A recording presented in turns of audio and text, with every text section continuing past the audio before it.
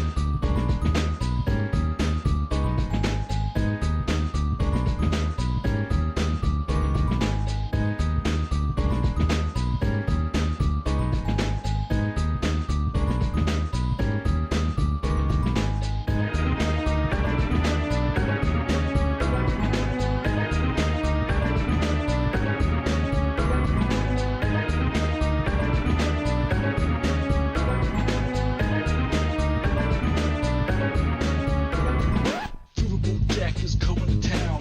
All the viewers gather round. Twitch and YouTube is where she streams. All that content is bursting the scenes. Politics, gaming, and plenty more. Her sense of fashion you'll adore. So grab your stuff and hop aboard. We're going straight to Jack's Discord. Riverboat Jack, Riverboat Jack, Riverboat Jack, Riverboat Jack, Riverboat Jack, Riverboat Jack, Riverboat Jack, Riverboat Jack. That's what I'm talking about. First time singing the songs for Riverboat Jack. Shout out. I don't know what I'm doing really, but I got passion. That's what it's about. It's all about passion. Riverboat Jack.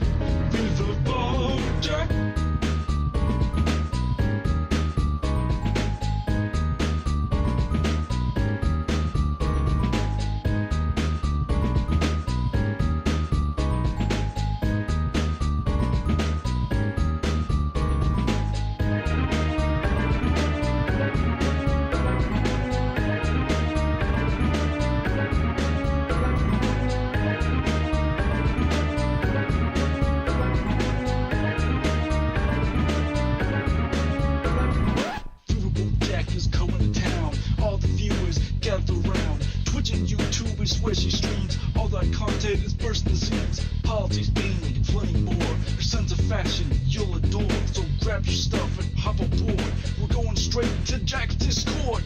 Riverboat Jack, Riverboat Jack, Riverboat Jack. Everyone, did you exercise today? The fascists did. Why haven't you? Riverboat Jack, Riverboat Jack, Riverboat Jack, Riverboat Jack, Riverboat Jack, Riverboat Jack, Riverboat Jack, Riverboat Jack, Riverboat Jack.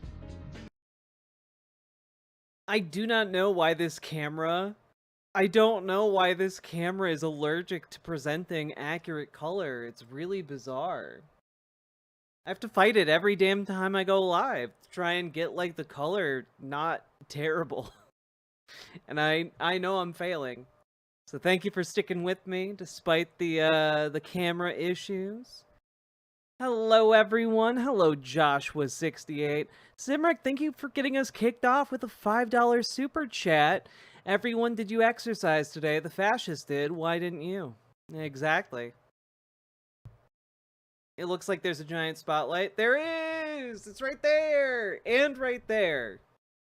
But the front lighting is necessary because if I don't have that, then I just look very dramatic.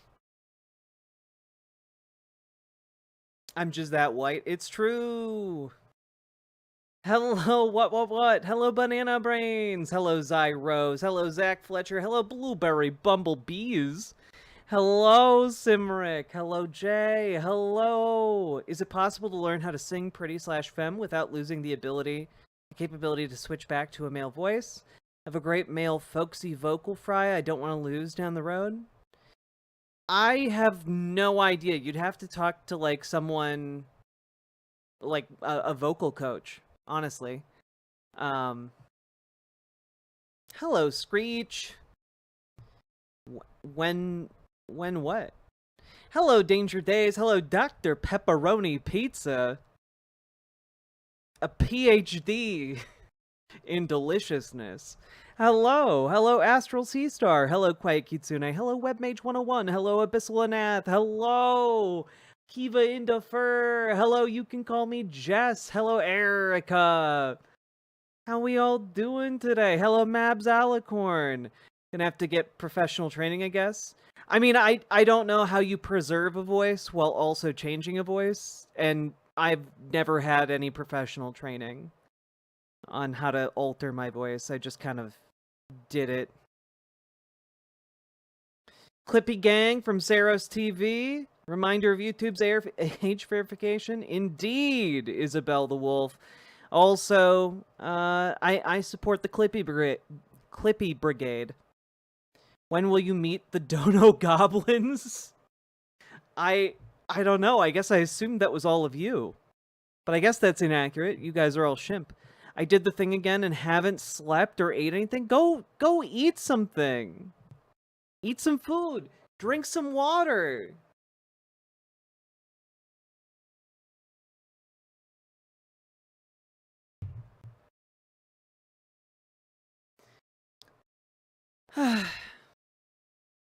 Hello, Von400.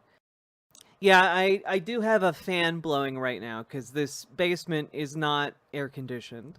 Hello, Radic1985. Hello, Just to Be Here. Hello, Vegan. Hello, Christina. Hello, Mikola. Hello, M-Laws. Hello. How we doing, Fox of Fate? Hello, Joe Bertus Maximus. Hello, Snoogan. Hello, Dragonfly. Hello, Fighting Hobbit. Sorry to be a downer. It's okay. Just noticed the name of the stream. Yeah, we're dunking on Ben Shapiro. Boys, gals. Sorry. My boys and sometimes gals.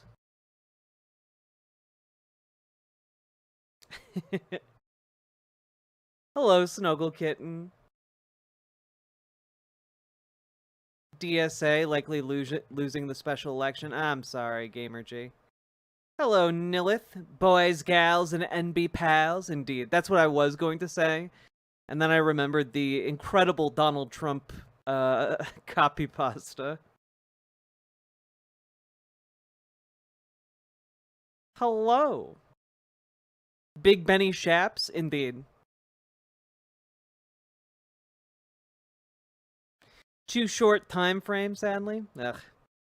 Been playing with far too much Death Stranding. I've heard so many cool things about that game. At this point, people can literally just tell me anything, and I'm just gonna be like, all right, I believe that. I believe that mad lad put it in there. Also, apparently he's working on like a stealth action game again. That's pretty cool. Hello, Peaklet. Yes, we will dunk. A dunking we will go. Let's see here. Hello, Bastion. Hello, Witch Knight Melody. Hello, Salty Turtle Cupcake. Hello.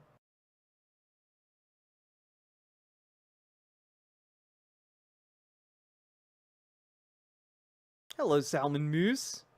Hello, Travis T. Hello, Penny Auntie. Shimps together, strong indeed, folks. Hello, Crochet Whimsy. Hello. All right. Whew. Okay, first, can we just talk about Zoran Mamdani for a moment? Can we just talk about Zoran Mamdani for a moment?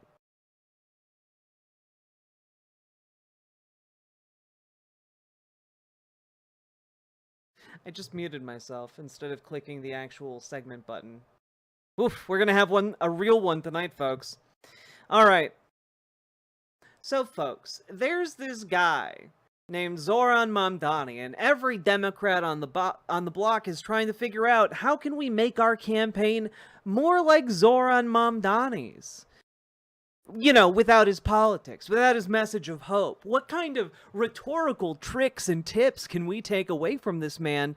And I gotta be honest, it's a pretty straightforward proposition. This is my free coaching session for mainstream Democrats. And it's that you actually have to have a backbone, and you actually have to believe in something. And you have to want to help people. Those are kind of your three-pronged approach, right? And unfortunately, a lot of mainstream Democrats are incredibly, incredibly bad at this. However, Zoran Mamdani has surrounded himself with an absolutely genius marketing team. They are doing such a great job presenting him, making him go viral. They are just killing it. And I think that they have released their most effective attack ad yet. And it's genuinely, this is a work of art. Like, every single Democrat who is running a campaign, who is trying to stand for something, need to adopt this tactic. Because this is it. This is how you actually do politics. For too long, Democrats have been, like, jerking off in the corner, alone, sadly. And they haven't actually been doing politics. Because just good enough got them by. This is the energy they need to bring into 2026. This is the energy they need for 2028. This is the energy that they need right fucking now. Let's take a look. 4 years ago, Andrew Cuomo resigned in disgrace, and you probably know why. The governor's office kept the nursing home death data secret. Cuomo aggressively groped an aide. Inappropriately touched a female state trooper. Use of state resources for a COVID-19 memoir. Less well known is what he spent the last 4 years doing, besides getting trounced in the Democratic primary. In 2022, Cuomo started Innovation Strategies LLC to represent individuals and corporations in a variety of matters. Definitely not vague. Last year, it raked in more than $500,000. Who paid for Cuomo's services? He refuses to say. But what journalists have been able to piece together is troubling. In April, Bloomberg revealed that Cuomo advised a cryptocurrency exchange based in the Seychelles as it faced federal investigations. Then in May, Politico reported that Cuomo failed to disclose $2.6 million in stock options to the New York City Conflicts of Interest Board. His excuse? The stocks were technically owned by Innovation Strategies LLC, of which he's the sole proprietor. Finally, in June, the New York Times uncovered that Cuomo had worked with his longtime friend Andrew Farkas on a luxury marina project in Puerto Rico. Farkas's previous partner on luxury marinas in the Caribbean, Jeffrey Epstein. We had a finance chair like Oh. That's the thing about Andrew Cuomo. Once you think you found out about all of his scandals, you find out about another, and then probably another. But if my friend, the disgraced former governor of the state of New York, feels that's unfair, Habibi, release your client list.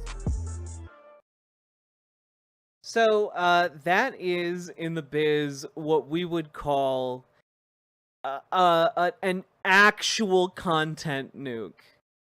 That, like, I'm sorry, let's try and go through that and count how many scandals they were able to pack into a minute and a half.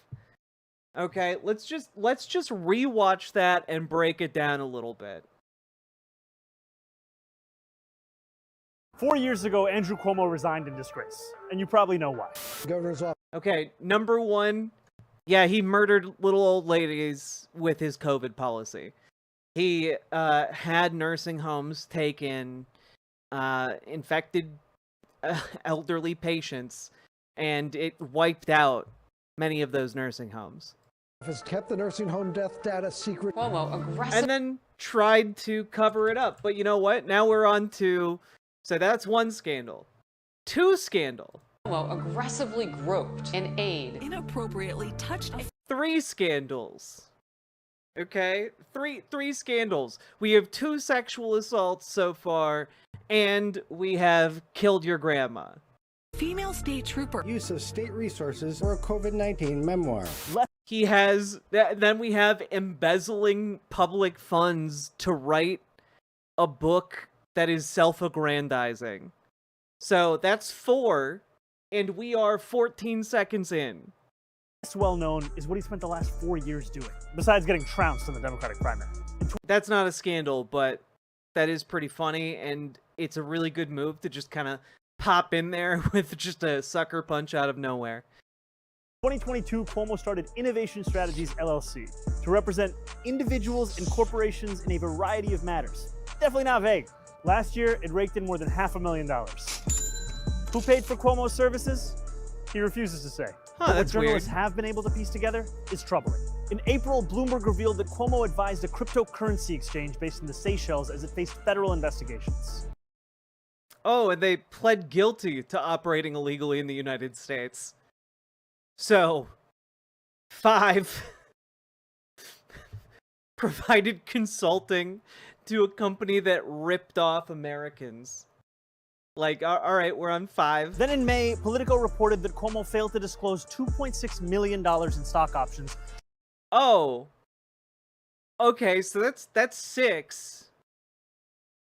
3 of which involve either stealing public money or, you know, basic bitch political corruption. To the New York City Conflicts of Interest Board. His excuse? The stocks were technically owned by Innovation Strategies LLC, of which he's the sole proprietor. Like, damn, dude. Damn. Finally, in June, the New York Times uncovered that Cuomo had worked with his longtime friend Andrew Farkas on a luxury marina project in Puerto Rico. Farkas's previous partner on luxury marinas in the Caribbean, Jeffrey Epstein. Also, can we just take a look here? This is just from earlier this year, right? This is all just earlier this year that Andrew Cuomo was embroiled in these. That's just a few months ago. It's literally just a few months ago. Innovation Strategies LLC, of which he's the sole How? Finally, in June, the New York Times uncovered that Cuomo had worked with his longtime friend Andrew Farkas on a luxury marina project in Puerto Rico. Farkas's previous partner on luxury marinas in the Caribbean, Jeffrey Epstein. Yeah, so that's 7. We've got Andrew Cuomo in the social orbit of Jeffrey Epstein. A finance chair like none other, Andrew Farkas. That's the thing about Andrew Cuomo. Once you think you found out about all of his scandals, you find out about another, and then probably another.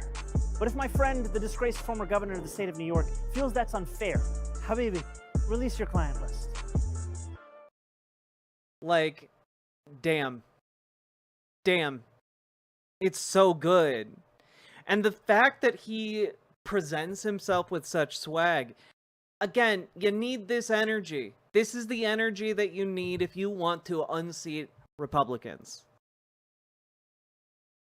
Hi.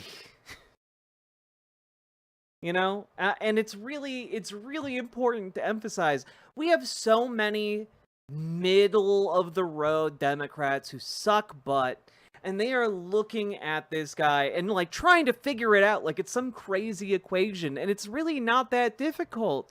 Point out his scandals, make fun of him, point out that you're better, and then, I don't know, just have a little riz about it. You know, like, have a little riz. But mainstream Democrats can't do this. They're captured by the consultant class that has effectively been stuck in the 1990s. And it's all just... It's all just stagnant. It's turning into swamp ass. You know? Like, Zoran Mamdani is terrifying the Democratic establishment because he's setting a higher bar for all of them that they can't clear, even remotely, the vast majority of them. And honestly, Zoran Mamdani should be the kind of politician that we all are striving for. That should be the bar. You know, like, our expectations are literally in hell right now. But if we were in a really just and good society, Zoran Mamdani would be the fucking floor for what is expected of a politician, you know?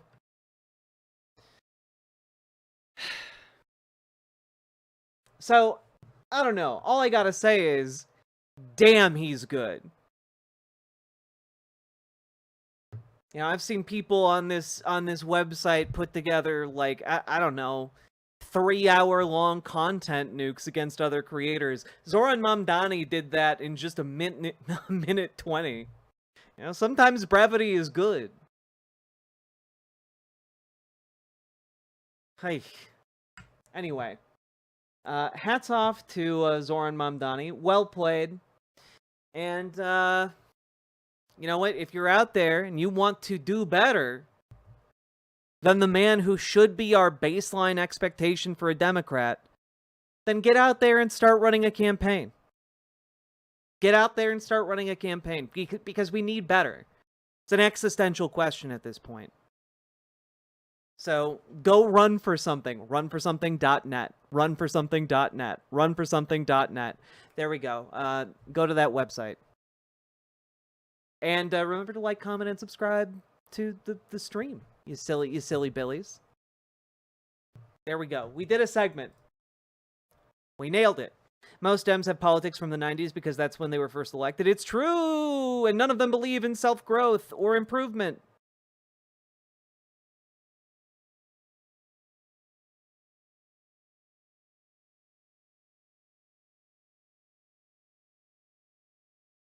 Brevity is the soul of wit is a saying. You know, it is, but I hate using it because it's delivered by a character who is a dumbass.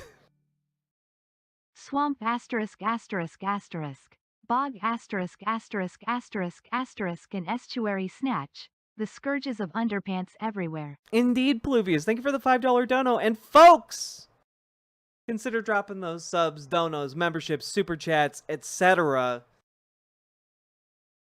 Because this show is only made possible by viewers like you. Thank you so much. Run for something and let us know. A lot of us want to help out. Exactly, Dragonfly! Let's go!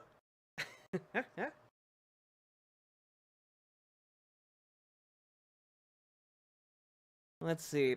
Now it makes sense why the Dems stay at these jobs forever, because if they don't believe in self-growth or improvement, how could they get a different job if they don't believe in growth? I mean, it's true, you know?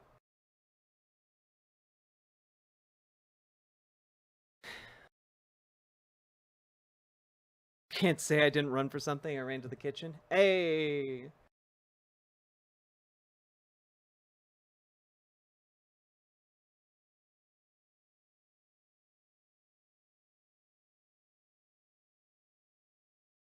Cuomo really couldn't just back Mamdani, could he? I mean, Andrew Cuomo's entire political career was dedicated to stopping candidates exactly like Zoran Mamdani. You know, like he spent his entire political career consolidating power amongst centrist Dems in order to kill any kind of leftward momentum in New York State, and in order to prevent a candidate exactly like Zoran Mamdani. So, worth pointing out, this is a good breakthrough moment.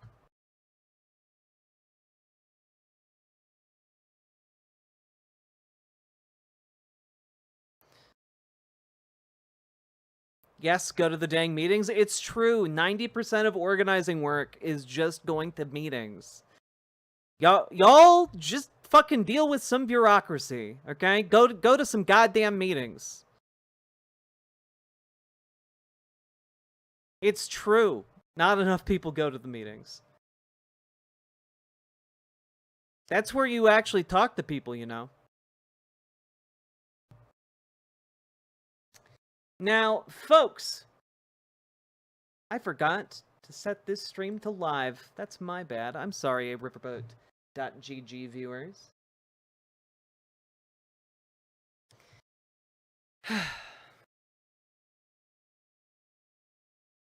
Can I have a meeting about going to meetings? Yes, it's here, right now. Go to the goddamn meeting.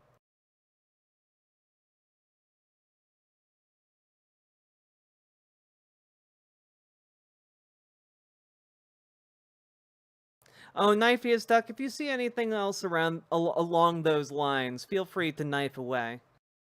It's a good maneuver for folks like that. Your stream always says soon when I log in. It's true. Freed Key for 100,000 channel points.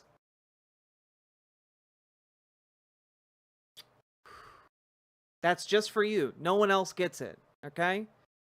No one else gets it. I don't do that for no one else except for someone who has 100,000 channel points. I saw a socialism leftist and bisexual. You got an immediate fellow? Fuck yeah. Toby the Reader, welcome. Welcome, welcome. Alright. So, that's a lot of points. It's so many points. I don't think I've ever seen anyone redeem that before. And here my broke ass can only afford two dads kissing. Hello, I haven't seen you in a hot minute. Oh, wooga!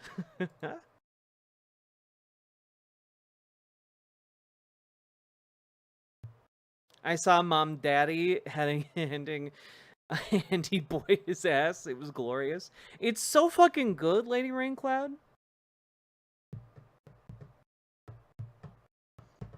Two dads kissing.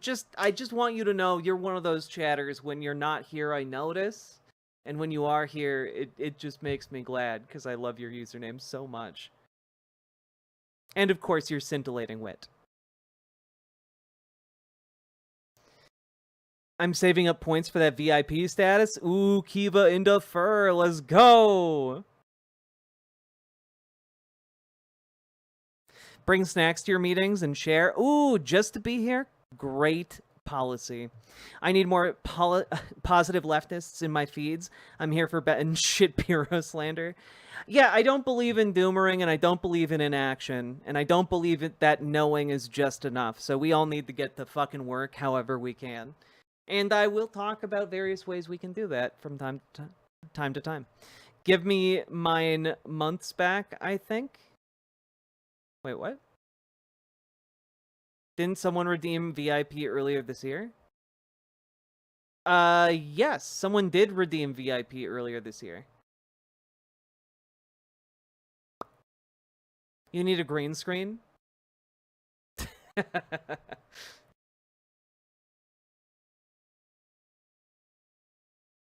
Another idea, an Uber fund to get comrades to meetings. That is another idea. You'd have to work with the DSA treasurer in your area. Boo. What do you mean by lost a step? We'll get there. Did we just start? Like 30 minutes ago. We've already done a segment, though.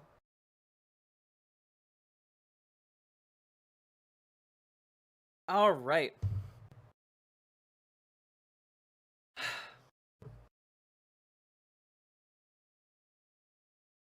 Let's go. Click that button.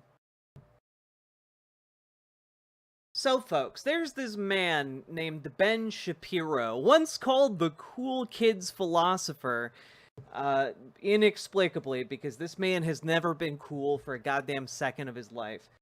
Anyway, he put out a video a few days ago titled, "Is Gerrymandering Actually Destroying Democracy?" And that's such an surface level fake, like, obvious question. Not a fake question, that doesn't make sense, but, like, you know what I mean. Like, it's such an obvious question that has an obvious answer, which is, yeah, when you subvert the democratic processes of your country, does that subvert the concept of democracy? And of course it does!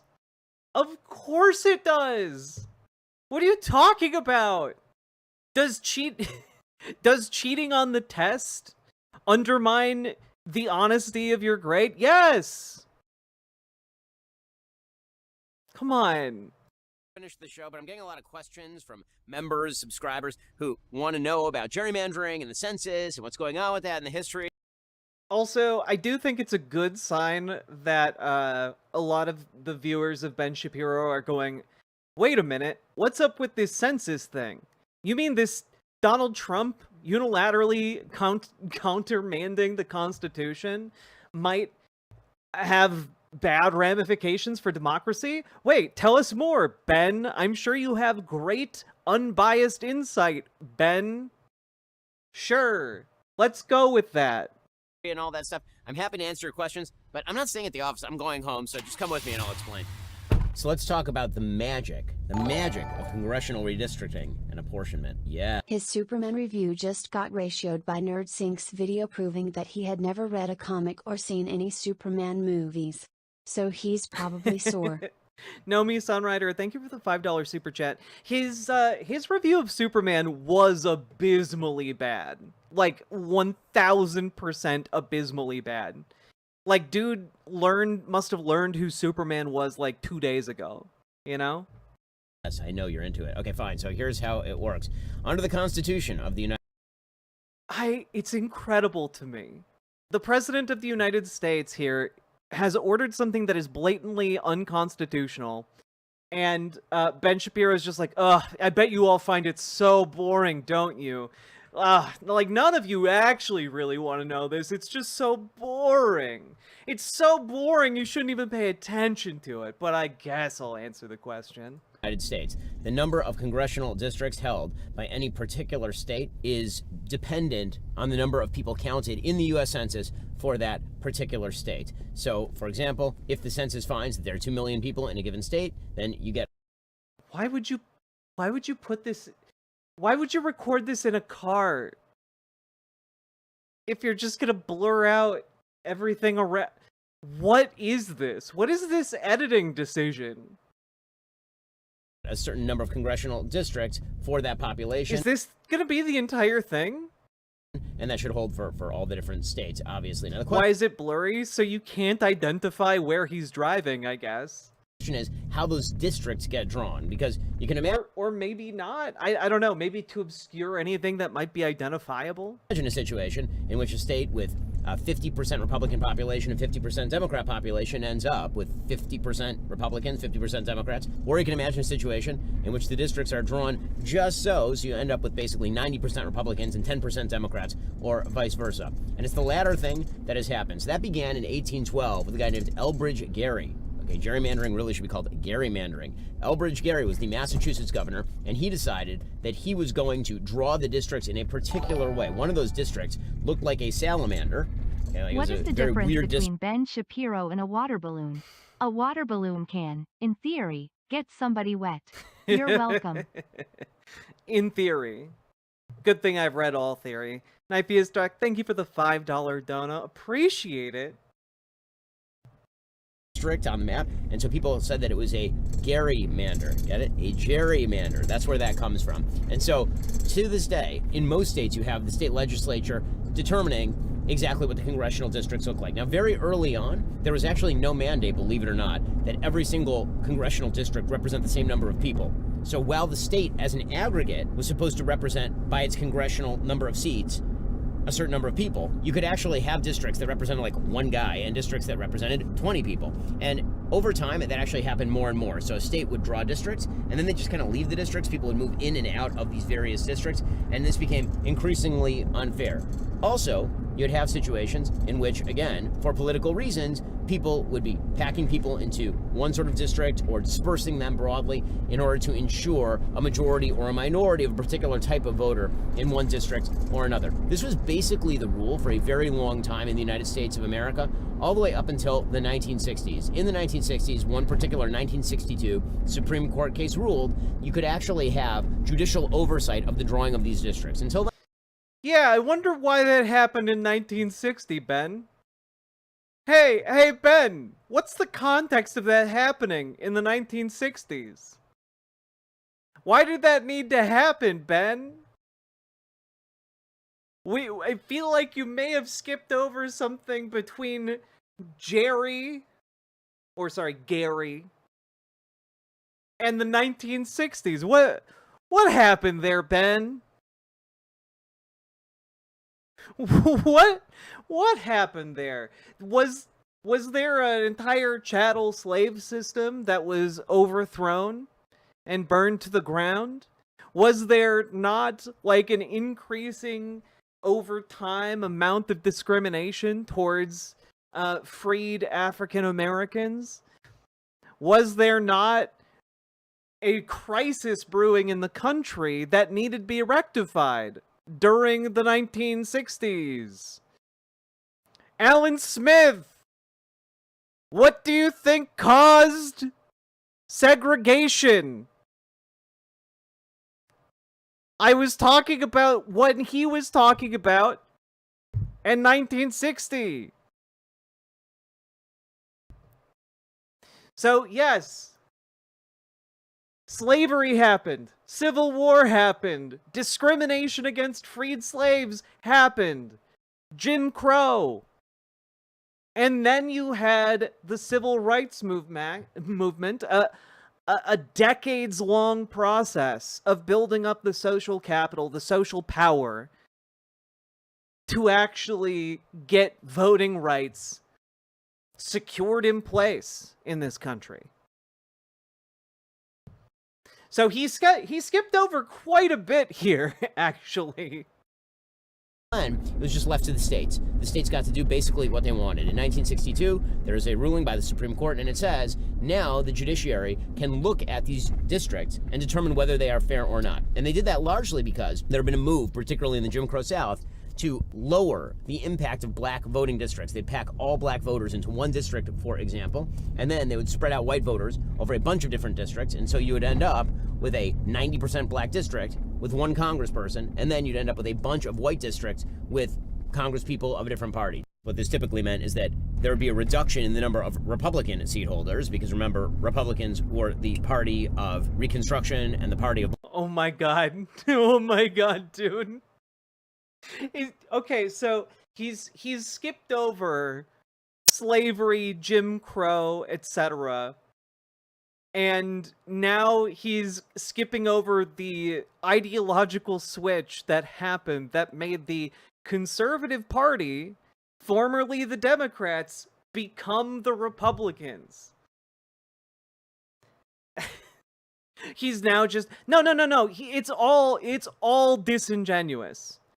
It's all disingenuous. He's skipping all of it to present like a very, very biased version of history to his audience. Yeah, historic. This is what happens when you roll a -1 on your history check in D&D. God. Black voters for a very long period of time, and then Democrats would basically gerrymander a bunch of Democratic seats in the South. Yeah, during those years, who were the conservatives, Ben? Which was the party of the conservative movement? Ben? I would fucking love. It would be a dangerous maneuver for me, but I would love to ask Ben Shapiro follow-up questions, just basic follow-up questions about some of the points he has tried to make on his platform, because it's honestly shockingly bad. You know? Like, if you said this in a high school classroom, you would be laughed out of the room. You'd be laughed out of the room.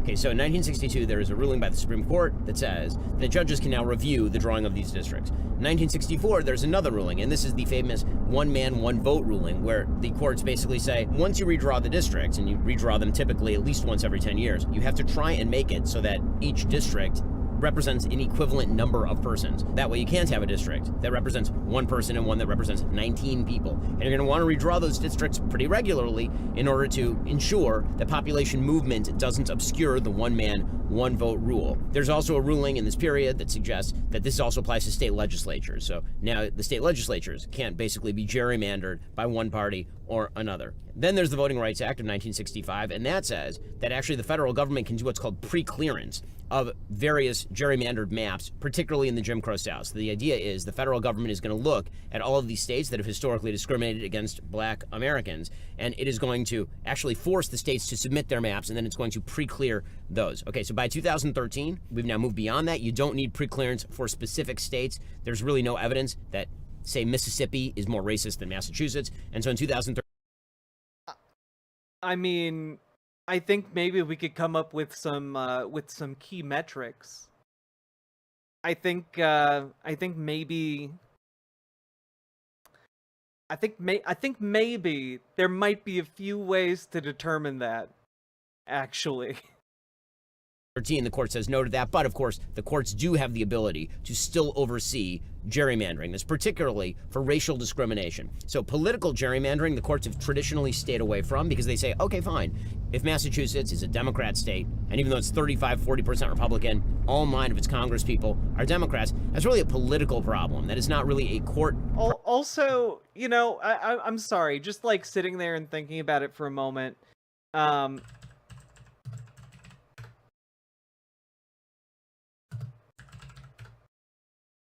I just wanted to throw this up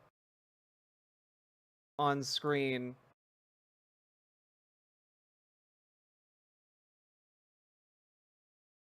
Here.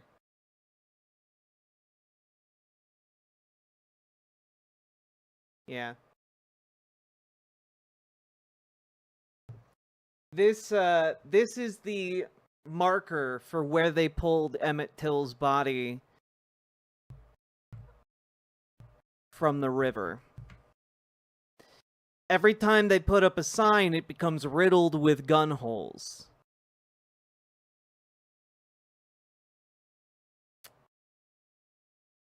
They've had to replace it with a bulletproof sign made out of pure steel.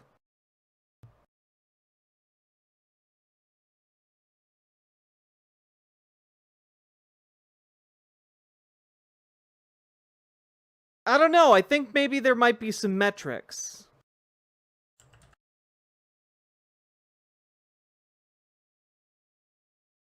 I think there might be some metrics, especially considering that happened in 1955.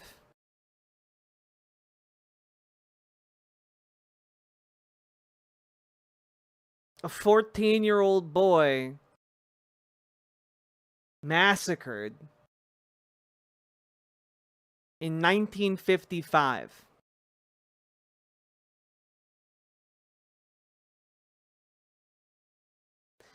And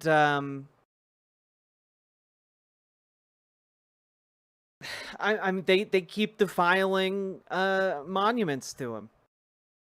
Like, they murder a kid and they go back and they shoot up this sign year after year after year. It's crazy.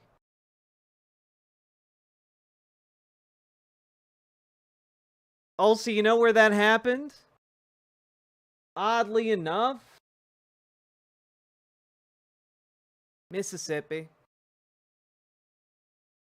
I don't know, there might be some metrics. Just got a hunch. Problem per se. When it comes to race, the courts obviously are a lot more stringent in trying to ensure that these districts are not being drawn simply to water down particular minority votes. Okay, so that is how gerrymandering traditionally works. What is happening in Texas right now is the Texas state legislature is looking at the maps and they're saying there are probably a couple more seats, maybe up to 5 more seats that could be created if we gerrymander in a particular way. And there's nothing new about this. I love that Ben Shapiro is like, okay, now you know that process I just spent 5 minutes explaining is a bastardization of our democratic system. There's nothing wrong with Republicans doing it. Like, it's genuinely shocking, right? Like, he's just like, oh, yeah, you know, there's nothing new about this. It's, you know, whatever. It's everyone does it. Yeah, just take a puff, bro. Everybody does it. God. So, yeah, they're trying to destroy the method, not the method, the entire system of how our democracy works. That is what is at stake when we talk about a census, when we talk about redistricting. I can't articulate myself. Redistricting. So, it's a big deal. It's a really big deal. It's an existential deal, really. And even lowly centrist shills like Gavin Newsom recognize that this is an existential attack on America, on democracy, on, like, the system that gives him his power, you know?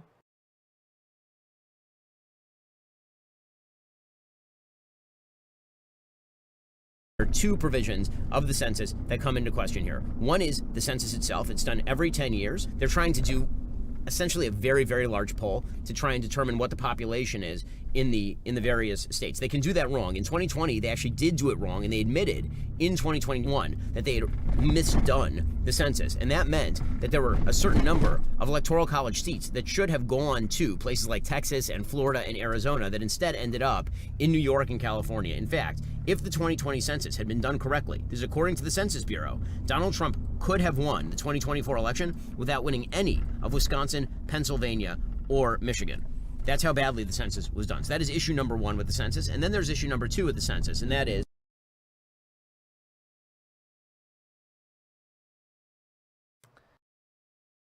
wasn't he president when the last census was done? Wait, like, wasn't Donald Trump president? Who was president when I don't know what days in 2020. When was the last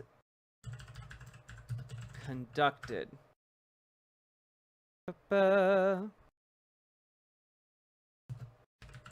Dates.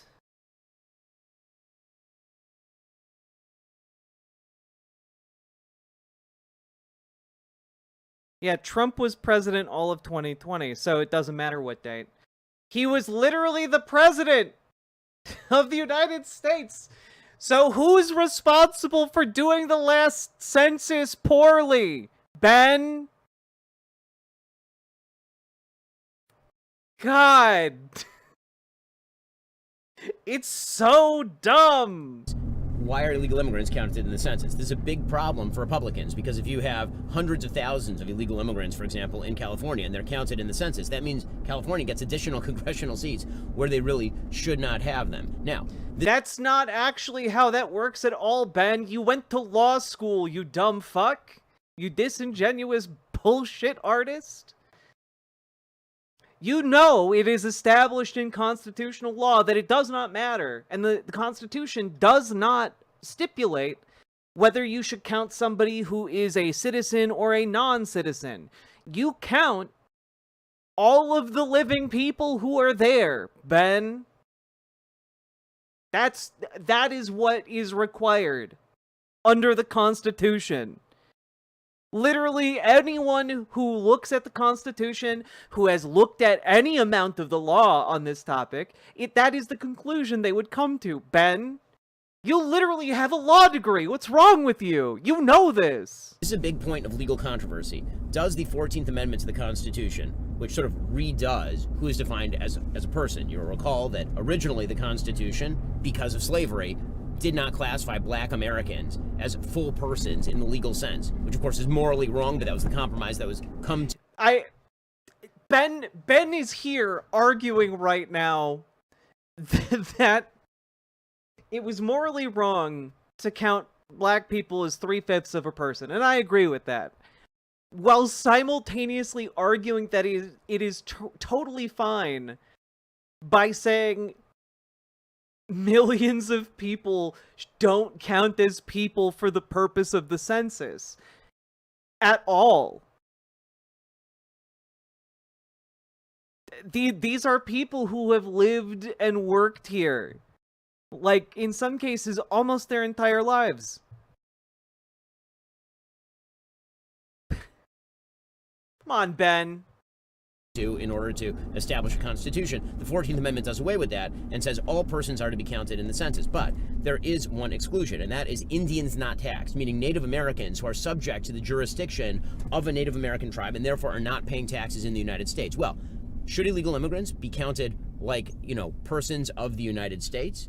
People who are born here, or people who pay taxes here, or... Yes, because the census exists to count the number of people. To be fair, Ben may have graduated Harvard Law School on paper, but he has explicitly stated that he didn't listen to any of the professors who were trying to teach him at law school. True, Pluvius. True. Yeah. Thank you for the $5 dono. And yes, Ben, you are supposed to talk. You're supposed to count the taxpayers and the non-taxpayers. That they do still count newborn babies, even though newborn babies don't pay taxes, Ben. Like, yeah, you count all persons in the United States. It is unambiguous. Are subject to our laws, or should they be treated more like Indians not taxed? Now, the courts have traditionally ruled that the census covers all persons, which means illegal immigrants too. Yes, that is the only way the courts have ruled. President Trump wants to demonstrate through a new census that California, New York, a bunch of left-wing states that have taken in vast numbers of illegal immigrants are getting overcounted in the census, and that we ought to redo that such that American tax-paying citizens, law-abiding citizens, are the ones who have their representation under one man, one vote. So that's what all this controversy is about. Now, if taken to its logical extreme, this could get pretty spicy. I mean, right now, there are approximately... Why are the buttons on his jacket so big? It's weird. 67 Republicans who are in Congress in blue states, and there's something like 39 Democrats who are in Congress in red states. If gerrymandering were taken to sort of its ultimate extreme, and red states made all of their districts red, and blue states made all of their districts blue, that would radically throw off the balance of power in the Congress of the United States. It would also lead to tremendous political polarization. It does seem like we are headed more and more down... Oh, okay, so is gerrymandering actually destroying democracy? Yes. It sounds like the answer is yes.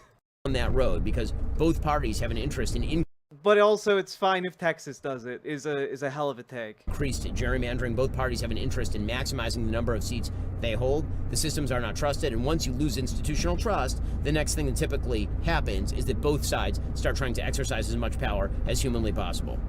It's been over 10 years since Edward Snowden... Incredible stuff. Well played, Ben. What an excellent breakdown of what's happening. I'm sure everyone who watched your video came away so much more educated than they were previously. You know, except about all of the things you skipped and misrepresented and were completely and utterly disingenuous about. Oh, boy. All right. Well, that's Ben Shapiro in a nutshell.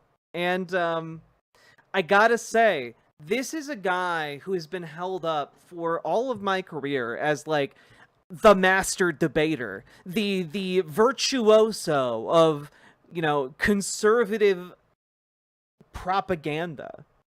And he's genuinely, fallen so far. I have to be honest, this reads to me like he's having ChatGPT write his scripts. Or he handed off, the script for his show to, an intern, but my money's on ChatGPT. He's a toddler with slightly bigger words. I mean, it's true, Anyway, folks, hit the like button. Like, comment, and subscribe. Do the things. You know how to help the show. You've been on YouTube before. Do the things. And if you're enjoying the show, please drop those subs, donos, memberships, super chats, etc. Because this show is made possible thanks to viewers like you. That's right. Your donations, your subs, your memberships. They make it possible for me to do this. So, please Trump and thank had his you. short at screwing up the census in 2020. He failed. He can't call for another census because he's the specialist boy. Yep. I mean, he just it didn't really occur to him that he should rig the census back in 2020. And I guess that's kind of a boon for us. Yay, we live in this timeline. I guess.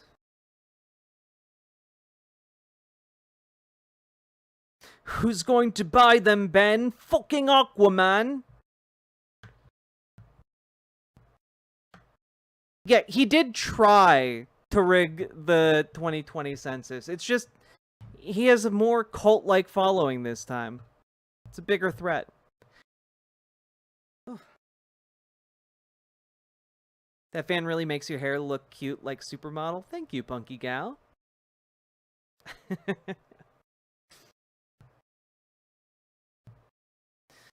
So, folks, how we doing? Talk about YouTube AI verification? It's bad. I don't like it. But I also don't know enough about it to talk about it on stream. That's my take. I don't know enough about it, but I fucking hate AI, and we need a Butlerian jihad yesterday. A new book about monster ants? Cool.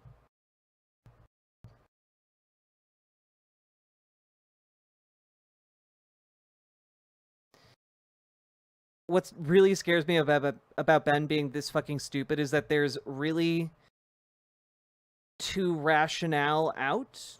They're all too stupid. Oh, there's really nothing to like. I don't know how to read your comment at the end. But it is too stupid. I agree with you. It's not stupidity, it's bad faith grifting. Yeah, but what's concerning is that the rhetoric, like you can grift and still have good rhetoric, and not good as in morally or ethically, but good as in effective, right? Maybe I'll just say that instead. And Ben Shapiro used to have a good grasp of rhetoric. At least in my estimation. But, there's nothing here. And I don't know if it's because somewhere behind the scenes he's understanding, he's really screwed by this whole anti-Semitic Tucker Carlson rise,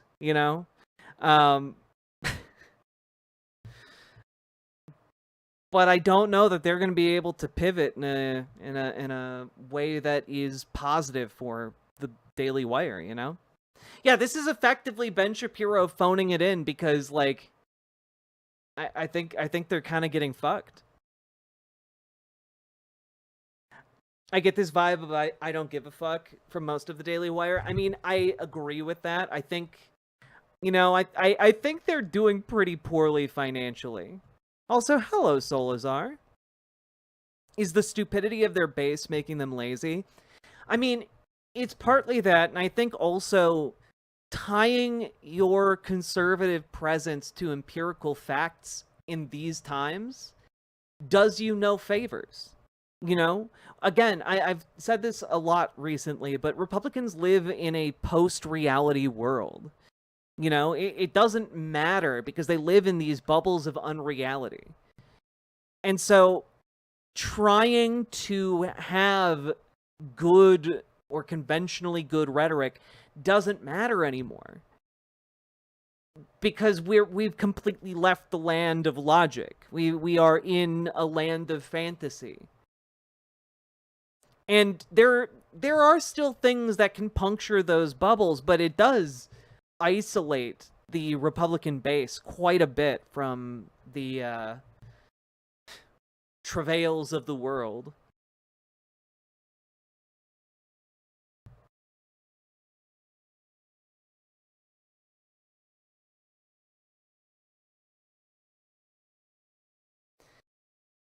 I need you to know that even if our schedules don't always line up, you're never forgotten. I'm always on the riverboat. Hell yeah, Solazar. Good to hear it.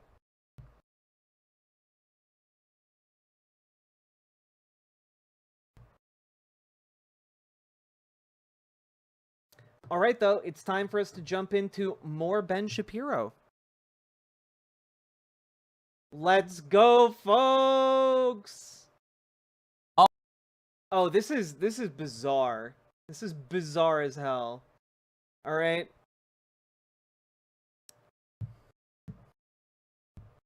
Here we go. So, folks, there's this guy named Ben Shapiro, and he had a surprise guest on the other day. One former Prime Minister of the UK, Liz Truss. Sorry. Not Liz Truss. Liz Truss! And ironically, you can't trust her. Because she has the political intuition of a head of lettuce. And if that doesn't make sense, if that seems oddly specific, well, we're going to get to it in just a bit here. Yes, Liz Truss, the lettuce lady. Let's take a look here. Alrighty, folks. So I'm not live today, but a few weeks ago, I sat down with Liz Truss, the former Prime Minister of the UK, who was unfairly maligned by the media, treated as though she had done something terrible by talking about the necessity for tax cuts and regulatory cuts. Oh man, the UK's economy is so screwed over by these conservative politicians. And, of course, Ben Shapiro's like, no, guys, she had some good ideas. She was going to make my rich friends richer. Don't you understand? She was going to make the capital class more wealthy. That's always good, you fools, you simpletons. In Great Britain, we sat down to talk about the, essentially, invasion of the West. I just want to, like, throw out there that this would be like sitting down and, like, treating... I don't even have, like, a good example of what this would be like. I don't know. This would be like sitting down with the athlete who tied for 5th and talking to them as if they were a world-class athlete for tying for 5th place years ago when they were in college. You know, it'd be something like that. You know, it's an embarrassment if you at all stop and think about it, right? This is literally one of the worst politicians in the United Kingdom's history, and that history goes all the, like, back very, very far when we're talking about it in the European context, okay? Like, she came in, made everyone in her political party and everyone in the opposition party so angry that she had to leave politics in disgrace in record time. People who really, really hate the West. It's a pressing issue for not just Europeans, but for Americans. Here's what it sounded like. Well, Liz Truss, former Prime Minister of Great Britain, thanks so much for taking the time. Really appreciate it. Great to be here. So why don't we start with what went wrong in Great Britain. Keir Starmer is now the Prime Minister of Great Britain, to the shock and despair of many of us. How? Oh no. The worst person you know just made a great point. How exactly did that come about? Because you had conservative dominance for a period of time. It appeared the Conservative Party moved in basically a leftward direction. There's heavy emphasis on things like Green New Deal type things that you would see in the United States, an unwillingness to revise any of the sort of bad fiscal bargains of the past. How do you arrive at a point in British politics where Keir Starmer and the Labour Party are dominant, and you have a rising Reform Party with Nigel Farage, and the Tory Party, which had been dominant for well over a decade here, now seems to be sort of fading? I think a lot of Britain. Can Labour even be saved anymore? Comrade Girl, I'm not up on my UK politics really, but my understanding is that the answer is no. It seems to me that in their multi-party system in the UK, the energy is all going into Corbyn's new party, and I think, depending on how fast that happens, the shift could be pretty quick because people are really angry in the UK. Problems go back many, many years. And we've always had a problem with our bureaucracy and the power of the administrative state in Britain. But Tony Blair made it a whole lot worse in 1997. He gave more... Okay, Jess, I was also thinking about how much I hate her shoes. And you went and said it. Thank you. Thank you for being the first person to throw it out there. They're awful. Powers to the Bank of England. He outsourced huge powers to the Human Rights Act, to the judiciary. He made the judiciary unaccountable. So what happened under Blair is a massive shift to the left. And all of these institutions, whether it's the police, the judiciary, they've been captured by left-wing ideology. So you see the promotion essentially of Islamism, of the net zero.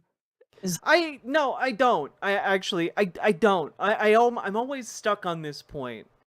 Is it really 2005 again? Are we literally... Oh, the promotion of Islamism. What are you talking about? Where in the UK are they passing Sharia law? What are you talking about?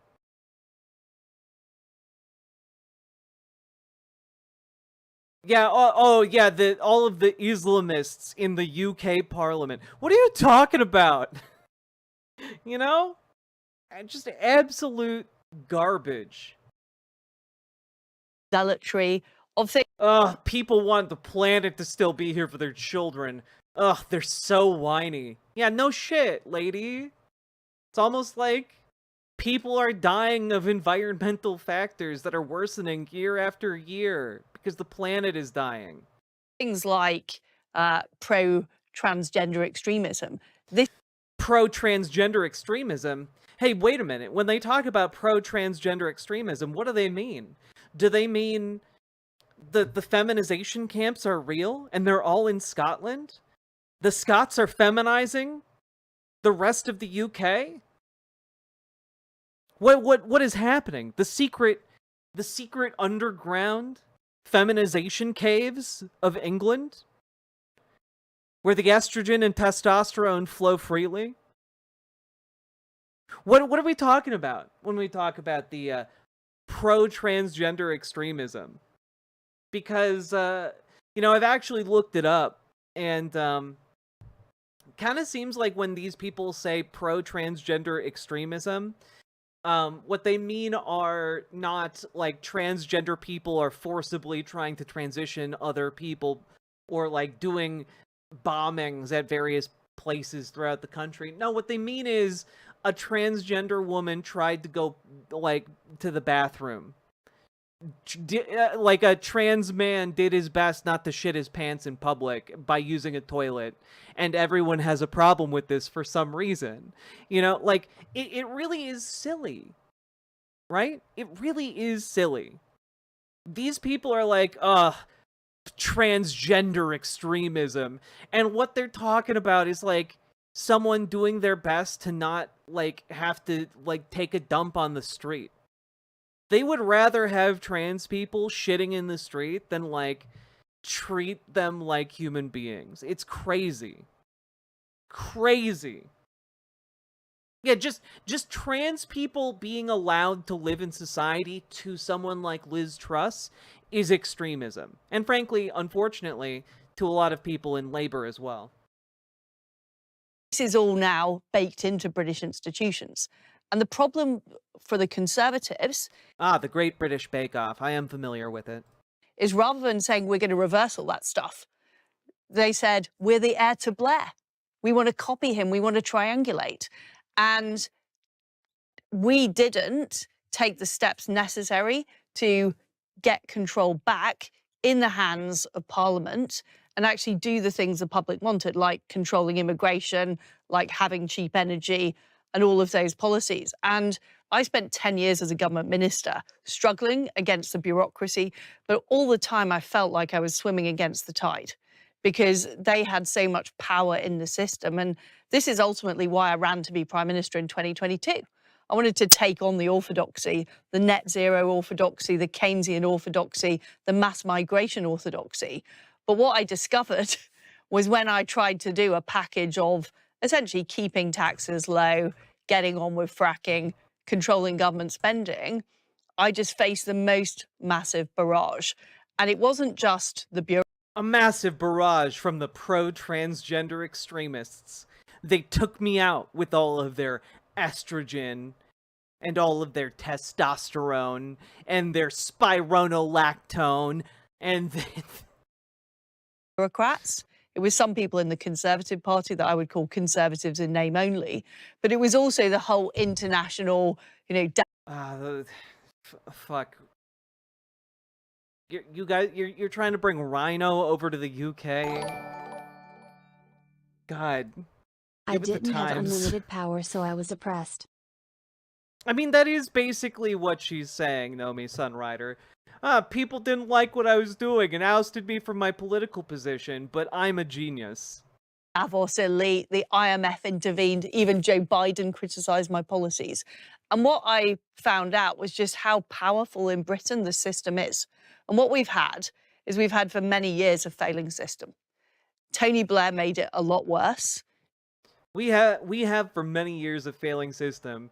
And I think a lot of that blame lies on, prime ministers. Not me. Not me. But the other prime ministers. He took the levers out of the hands of politicians.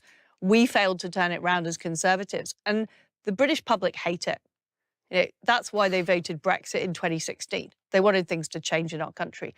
They voted again in 2019 for Boris Johnson because he said the things would change. And they voted again for Keir Starmer, which was a kind of last-ditch attempt. But the problem is the same people are still in charge of whoever you vote for. You've still got the same governor of the Bank of England. You've still got the same people running the Home Office. You've still got the same people in the police force. Liberal Dan. You've still got the judges that are unaccountable making these crazy decisions, like locking up people for posting on X. And that is what is going on in our country. And frankly, I think in 2029, which is when the next election is going to be, people will vote for change. And they may well vote for Nigel Farage. But if he doesn't deal with the bureaucracy, if he doesn't reverse those laws that Tony Blair put in, he is not going to be able to deliver change either, because I've seen it on the front line. You cannot... God, she's so boring, like watching a head of lettuce. Deliver massive system change with people who are against you and people who want to undermine you. And they don't just want to undermine me, they want to undermine Western civilization. Like who? Who undermined you? I named them. I need their names. That is what we're talking about. And I think this is what Trump... Yeah, I lost at politics because, not because I'm boring and people hate me, but because they undermined me. Dog. Trump has learnt from his first administration is you've got to actually take on the Harvards of this world. You've got to take on the State Department. You've got to take on the Congressional Budget Office. All of these people that make up the system are part of the problem. I mean, I think that your example is such a telling one. You were the prime minister. All of these people who make up you were the head of the system. That seems to be one of the major things missing from your analysis. Because when you came into the office, when you became prime minister, essentially you were trying to push forward a package of deregulation and tax. Just to be here. An interesting observation. Weren't people fucking miserable under the stupid austerity policies from her party? And the answer to that is yes, they were. Everyone hated her. Everyone. Cuts. And this ended the financial world, apparently. Everyone went nuts. The Bank of England suggested that the entire country would no longer be creditworthy. And you know, that sort of bizarre reaction can only be explained by a desire to maintain the status quo. Because all of those budgetary issues still exist under Keir Starmer. It's not as though the spending has dramatically decreased under Keir Starmer. No, it's increased. Or as though they're bending. Yeah, but you were doing something different with your bill and everyone hated it. The cost curve on the National Health Service or something. They're not touching any of the underlying dramatic drivers of Britain's national debt and slow growth. But the minute you say, let's try to unleash the economy through tax cuts and deregulation, they're like, oh my gosh, you've now created... Yeah, maybe because not all tax cuts and not all deregulation maneuvers are good, Ben.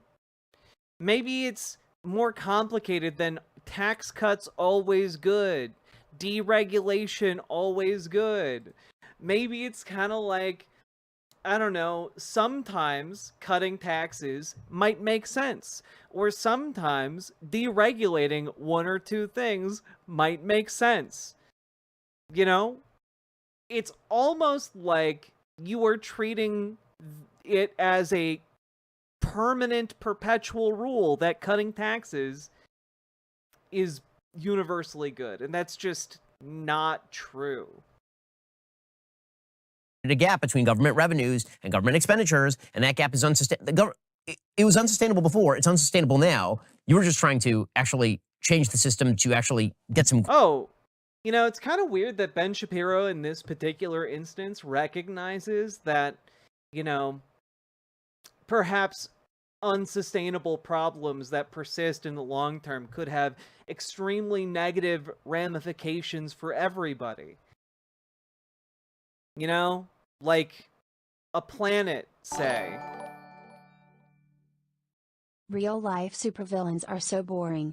She should be shouting, I am the avatar of the West. Kneel or all civilization shall crumble. God. I mean, that would at least be more entertaining. Thank you for the $5 super chat. Growth and dynamism in the system, from what I understand.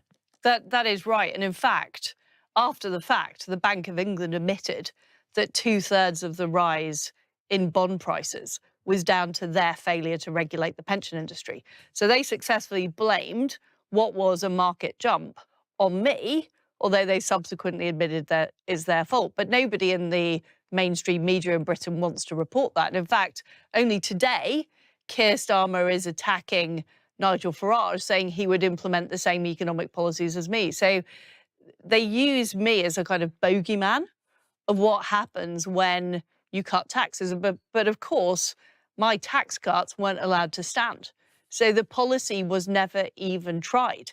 What happened was that some relatively small changes in... I gotta be honest with you. I don't think I have it in me to watch all the way through this 25-minute long interview. I don't think I have it in me. I'm gonna give this like 2 or 3 more minutes, and then I'm gonna call it, because this is genuinely deeply unpleasant to me. Not just in the sense that like I'm very bored, but I'm also infuriated by how incorrect they are. But it's also because I recognize that this is not top-tier content. I thought it would be fun to point out, oh, ha ha ha, look everybody, it's Liz Truss. Look at how irrelevant and silly and, like, completely out of touch she is. Because I have to remind you all of one very important thing. And that important thing is that the reason she is talked about as Liz Lettuce Truss is because she was lambasted back in 2022 for being essentially like a canary in the coal mine. Essentially that she was going to lose out to the lifespan of a head of lettuce. And this was hit on so hard that literally a news outlet or a tabloid in the UK did a live stream of a head of lettuce in a Liz Truss wig. And they put a face on it. And Mr. Potato Head in arms, I guess. And it was still unwilted by the time Liz Truss had to leave office because everyone hated her. This lettuce outlasted Liz Truss. So understand, like, the reason she goes on Ben Shapiro's show, right? The reason she does this is because in the UK context, she would be laughed out of basically any room. This is not someone who commands respect. This is not someone who deserves respect. This is someone that is genuinely one of the most repellent political figures in UK history. And that's saying a lot. Okay? That is saying a lot. I want Mehdi Hassan to get her on stage. It would be so unfair. It'd be so unfair. Don't need any competency if you're born rich, though. Well, that's true, right? But not only is she born rich, but she's going on Ben Shapiro because American audiences don't know her. All they know is former British Prime Minister. It's an attempt to rehabilitate her life and career and to be able to do, like, cushy speaking engagements across the United States. Yeah, going on Mehdi Hassan with him would be like watching a pro boxer beat up a toddler. It's true. It's true. She was sent out to fail by the party, of course. Yes, she's useless as a politician, but she was put up as a fall guy. I mean, it's true. And she certainly fell.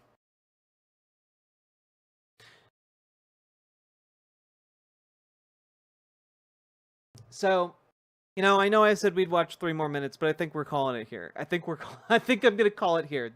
This is the note to end on, you know?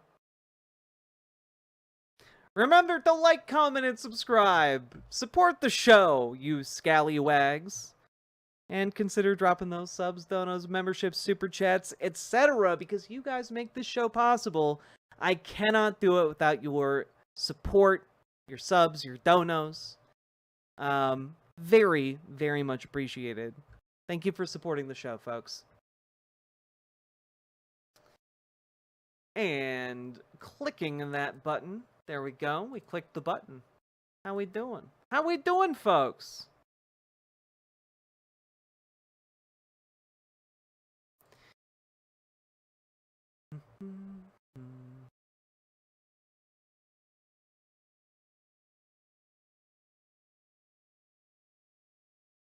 The boat always needs repairs. Keep Jack swimming in ale. It's true.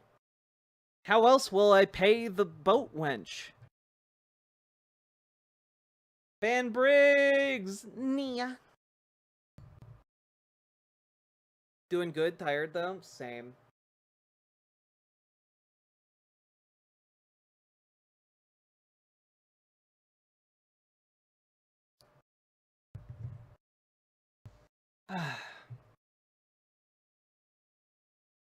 Okay. Eager to work with us. God.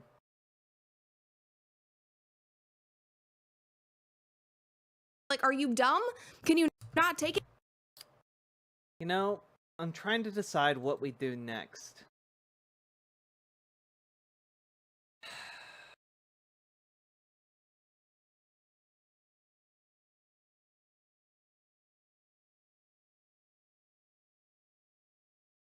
I'm trying real hard.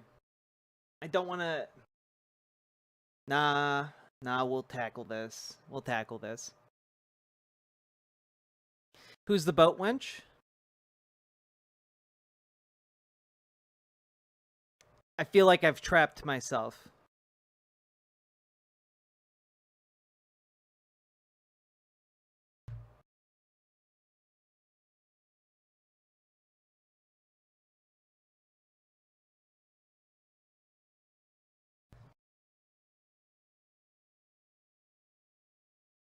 Can we watch Heavens to Betsy too? I'm pretty sure it's just Heavens to Betsy. I mean, only if you guys hit like a dono goal. I didn't have an intent to set a dono goal, but we could absolutely do that. Heavens to Betsy, too furious. You know what? I'm gonna set a dono goal, but it is going to be a tall one because I did want to get through more segments today. Okay?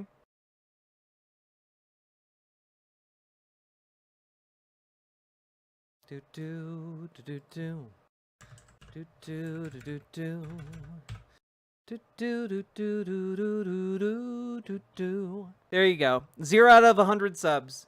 If you guys hit 100 subs, I will watch Heavens to Betsy maybe tonight or tomorrow night. It will either be tonight or tomorrow night. I will try to make it tonight, but if you guys hit that at 4 o'clock in the morning, I'm not staying up another 2 hours to watch Heavens to Betsy. What is that? Oh god. So we found a bunch of Christian films. We found a bunch of Christian films on YouTube. And I got to throw out there that we watched the first one, which is Heavens to Betsy.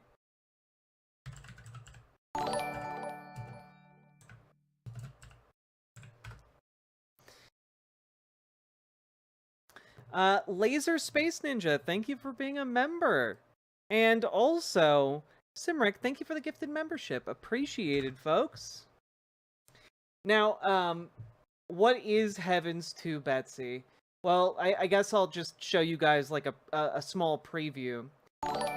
For some reason, a bit player in the film is Jim O'Hare from Parks and Rec. And it involved, like, the first movie involves a character named Betsy who's always prayed and never had any of her prayers answered. But then, after she gets mad at God, all of her prayers are answered, and she regrets it almost immediately. And that's Heavens to Betsy. And it's kind of like It's a Wonderful Life, but worse. And the film ends with her praying to God to kill her sister again. And I wish I was kidding, but that is literally the climax of the film. Yeah, in her new life, she's wealthy as fuck. She has a huge house. She has a loving relationship with her husband. And her sister, who died, is alive. And she's like, no, this is terrible. Because I'm the head of an atheist organization. Time to pray for God to kill my sister again. Dipshit theist, It's a Wonderful Life. Yeah, like It's a Wonderful Life was already like a Christian film. Why are you doing a second level of it? Is this a right-wing Christian movie? Here, you know what? Do we have Heavens to Betsy? Do we have a trailer for Heavens to Betsy? Oh my god, we do. Oh my god, there is a trailer for it. I am shocked. Let's check this out.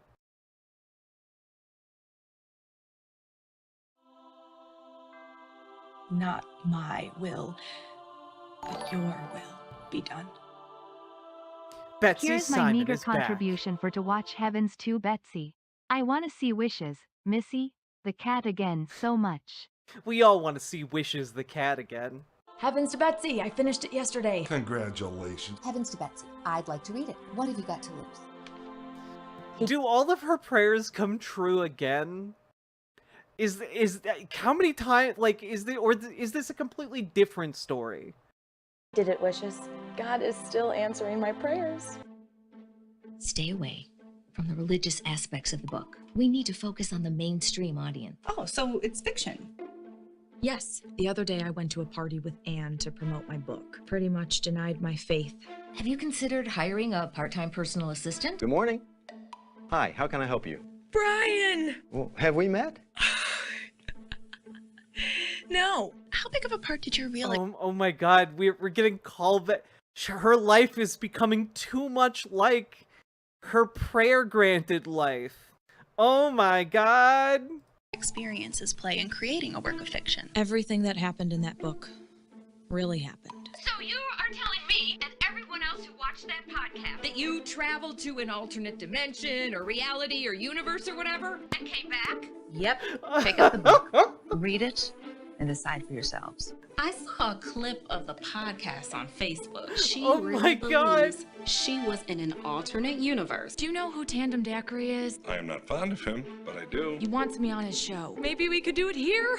He can not only make you look foolish for what you said about the book, he can ruin your career. The elders would never approve doing it for the money. This is this is still the trailer. You turned down Betsy's proposal. It wasn't just my decision.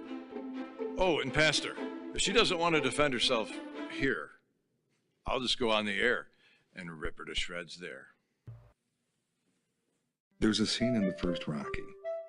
It's the night of the big fight against Apollo Creed, and Rocky, he's ready to fight, but he's worried. I don't know what any of that means. Oh wait, what? Okay, it is just Heavens to Betsy 2. Why would you do that? Why is the 2 a different font? Why is any of this? This was the official trailer for the movie. Anything to avoid TYT. And so here's another vote for Heavens to Betsy 2, Bestie Boogaloo. Salmon Moose, thank you for the 10 tier 1 subs. Let's go. Also, I believe there were 2 more, so that brings us to 17. Look at you guys. They needed that 90s trailer man voice. It's true, they did. Heavens to Betsy 2. Oh god, the OCD in me? Yeah. Yeah.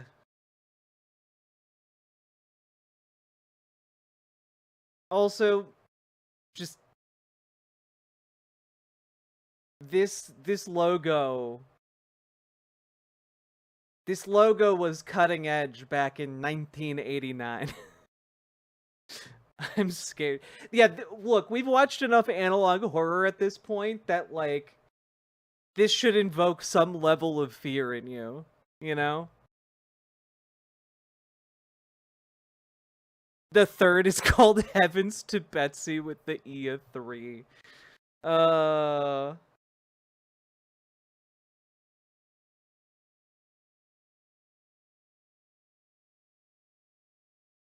Heavens to Betsy, Judgment Day.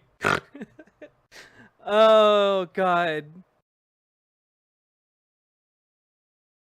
TYT has moved to fully fascist from what I've heard.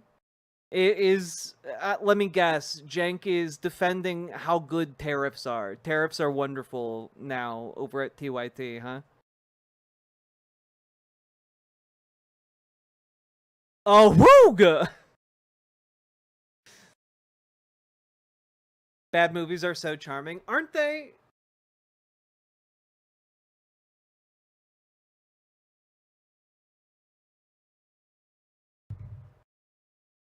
Jank is now defending Israel? What? Is that accurate? Why would he... Why? How?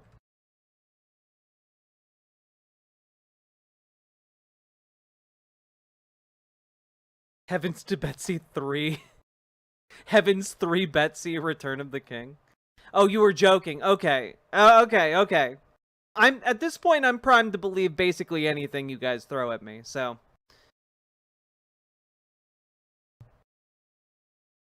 Yeah, Jess, why are people bringing up TYT? What have they done now? You're our correspondent on TYT, but not on TYT.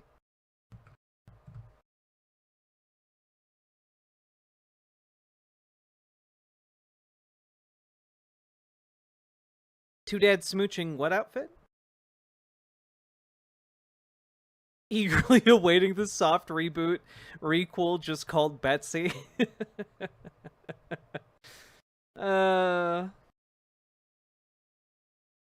Jenk watched too much Betsy. Heavens to Betsy X. Betsy goes to hell. Yeah, this is our modern day Dante's Inferno.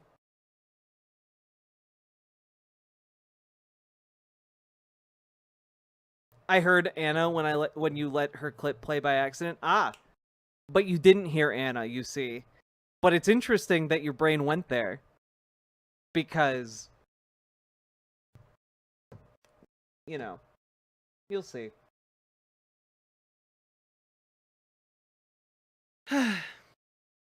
Anyway, folks, we need 83 more subs. Let's go. Now that we've had a little bit of a palate cleanse. Heavens to Betsy in space. Knifey is stuck. Thank you for the $5 dono. Appreciate it. Alright. Now that we've had a little bit of time to cool down from our last Ben Shapiro exposure, it's time for us to dive in again with more Ben Shapiro content, but I am going to preface this by saying you should brace yourselves because Ben Shapiro is about to be more ghoulish than usual. And I feel like perhaps in a way that is going to provoke a bit of a reaction. So just prefacing that at the beginning. And hey, if you're watching, remember to like, comment, and subscribe. Help out the channel. And consider dropping those subs, donos, memberships, super chats, etc. Let's take a look here. This is from a show 8 days ago, which, you know, not to be, like, conspiratorial about it or anything, but usually Ben Shapiro's show, it has bookmarks for the different sections, right? This one did not. So, out of curiosity, I went through it and saw it to see, like, why might that be the case? And I found this segment. You know, we're like that. We wrote the platform with him. The team was so happy to work with us on this. And now he's going to be mayor. And all of a sudden, my work shifts from being on the outside to thinking about how to utilize the fairly significant municipal power of New York City. I mean, amazing, amazing stuff. And this is the direction Democrats are moving. So keep doing it. I love it. You could just cut it right there and it'd be like a pretty interesting pivot from Ben Shapiro. Unfortunately, it goes in a much darker direction. Seriously, keep doing it. I hope that you... For reference, those were some members of DSA who helped get Zoran Mamdani It should elected. be noted that Heavens to Betsy is the best Christian interpretation of Seven Samurai. Salmon Moose, thank you for the $5 dono, and for bringing back an old chat joke that I enjoy. The Democrats are moving more and more to the left. That is becoming clearer on a wide variety of issues, but it's not just economics, obviously. It's also foreign policy. I said when Mamdani was running in the New York mayoral primary, a lot of people were saying politically, why is he not dissociating himself from globalize the intifada? Why is he not moving away from the quasi-support of Hamas? Why is he doing all that stuff? And I said the answer is because for the Democratic voting populace, that is popular. I was there in 2012 at the Democratic National Convention when Antonio Villaraigosa, who was then the head of the DNC, got up and in the Democratic National Committee platform They wanted to have a plank that said that Jerusalem was the eternal and unbreakable capital of Israel. And it was booed down. He overruled them in the room, but it was booed down. So was God in the platform. What is that? Like, first of all, one, the reason it was booed down is because Jerusalem isn't the capital of Israel. The capital of Israel is Tel Aviv. That's one of the reasons that it was booed down, because declaring Jerusalem the capital of Israel is incredibly divisive. It is something that, like, rips the region asunder, because 3 different religions lay claim to Jerusalem as a site of utmost importance. So that's number one. Number two, I really want him to articulate God being booed down in the platform, because they booed God? What? Like, you were just going to put the word God in the platform? Is there no additional context? Again, Ben Shapiro has missed a step. He's just not putting together an actual idea here. This is the direction of the Democratic Party for most of my adult lifetime, and now it's reaching apex state. You can see it in its most virulent and ugly form with regard to what Israel is doing currently in Gaza. Just to make clear right now, Israel is shipping in extraordinary amounts of aid to Gaza. Extraordinary amounts of aid. Ambassador Mike Huckabee put This is a lie, but we'll get to what he's about to say here. out a tweet this morning explaining exactly what is happening in Gaza. Quote, there is no policy of starvation in Gaza except Hamas's deliberate starvation of the hostages. Israel does not limit the amount of aid entering Gaza and has in the past facilitated the entry of up to 700 aid trucks per day, depending on UN and NGO supply. In addition, Israel is now facilitating daily humanitarian pauses, 10 a.m. to 8 p.m., and aid airdrops. UN-led aid distribution has... These are just lies, by the way. Nothing about this is substantiated from anyone on the ground or observing the conflict. Stagnated after an initial increase, and the vast majority of it is diverted by Hamas. We talked last week about how the UN is... Literally, the New York Times did an in-depth investigation into this and found that that is just not true. Hamas is not stealing the aid. There is no evidence for that claim. It comes entirely from the IDF. Openly saying they will not allow the IDF to help them get the aid into the Gaza Strip because they want it stolen by Hamas. It is a thing they desire. A growing number of aid partners are trying alternative methods of aid distribution to civilians instead of relying solely on the UN mechanism. The main obstacle is... Israel closed all 400 of the UN distribution sites and refuses to allow them to reopen, refuses to allow any aid trucks that go to resupply those sites, and opened four sites for a region that is home to 2 million people. There are 4 sites to distribute food. And they do not distribute anywhere near enough food to feed those people. Not aid entry, says Huckabee, but distribution within Gaza. The Gaza Humanitarian Foundation is the only mechanism successfully ensuring aid is not diverted by Hamas. So how much aid went into Gaza? By the way, the Gaza Humanitarian Foundation is funded and run by the IDF.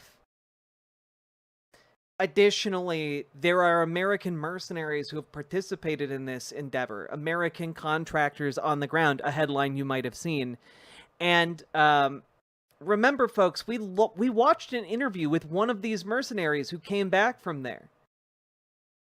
He's been going around telling his story about his time working at one of these sites. Sites where he saw children who, tears streaming down their faces, thanked him for the food. And as they walked away, were shot by IDF soldiers.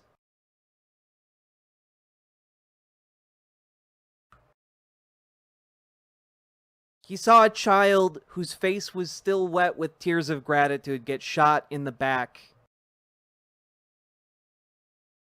and killed right in front of him.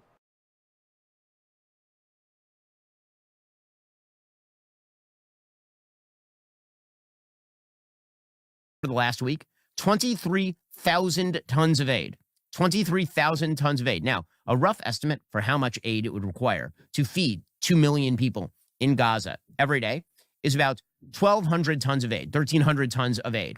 So what that means is that they shipped in the last week more than double, almost triple the amount of aid that would be necessary to support the entirety of the Gaza Strip every day. Where did it all go? Hamas was stealing an enormous amount of it, 1,200. There is no evidence that shows Hamas stealing aid.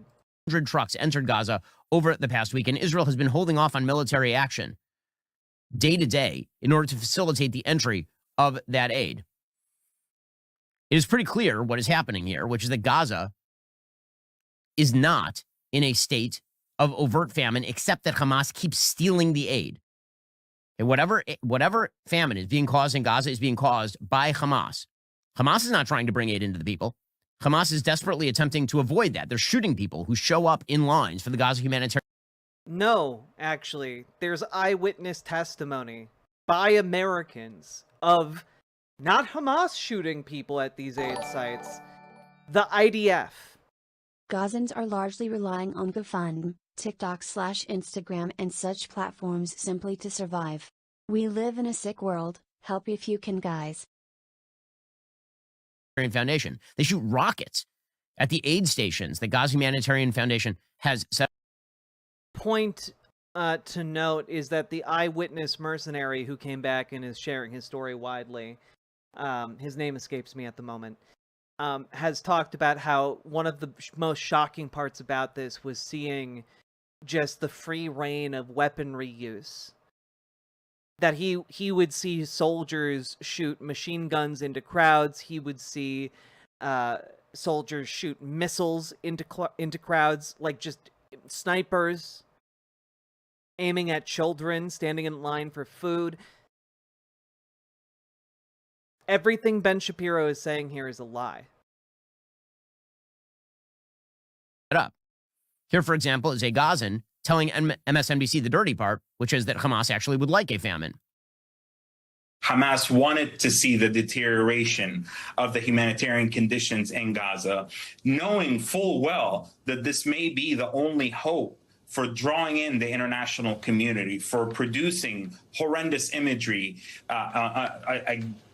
that showcase the war as being a humanitarian catastrophe, and therefore hoping to bring about a rapid end to the war that it started and it has an ultimate responsibility to end.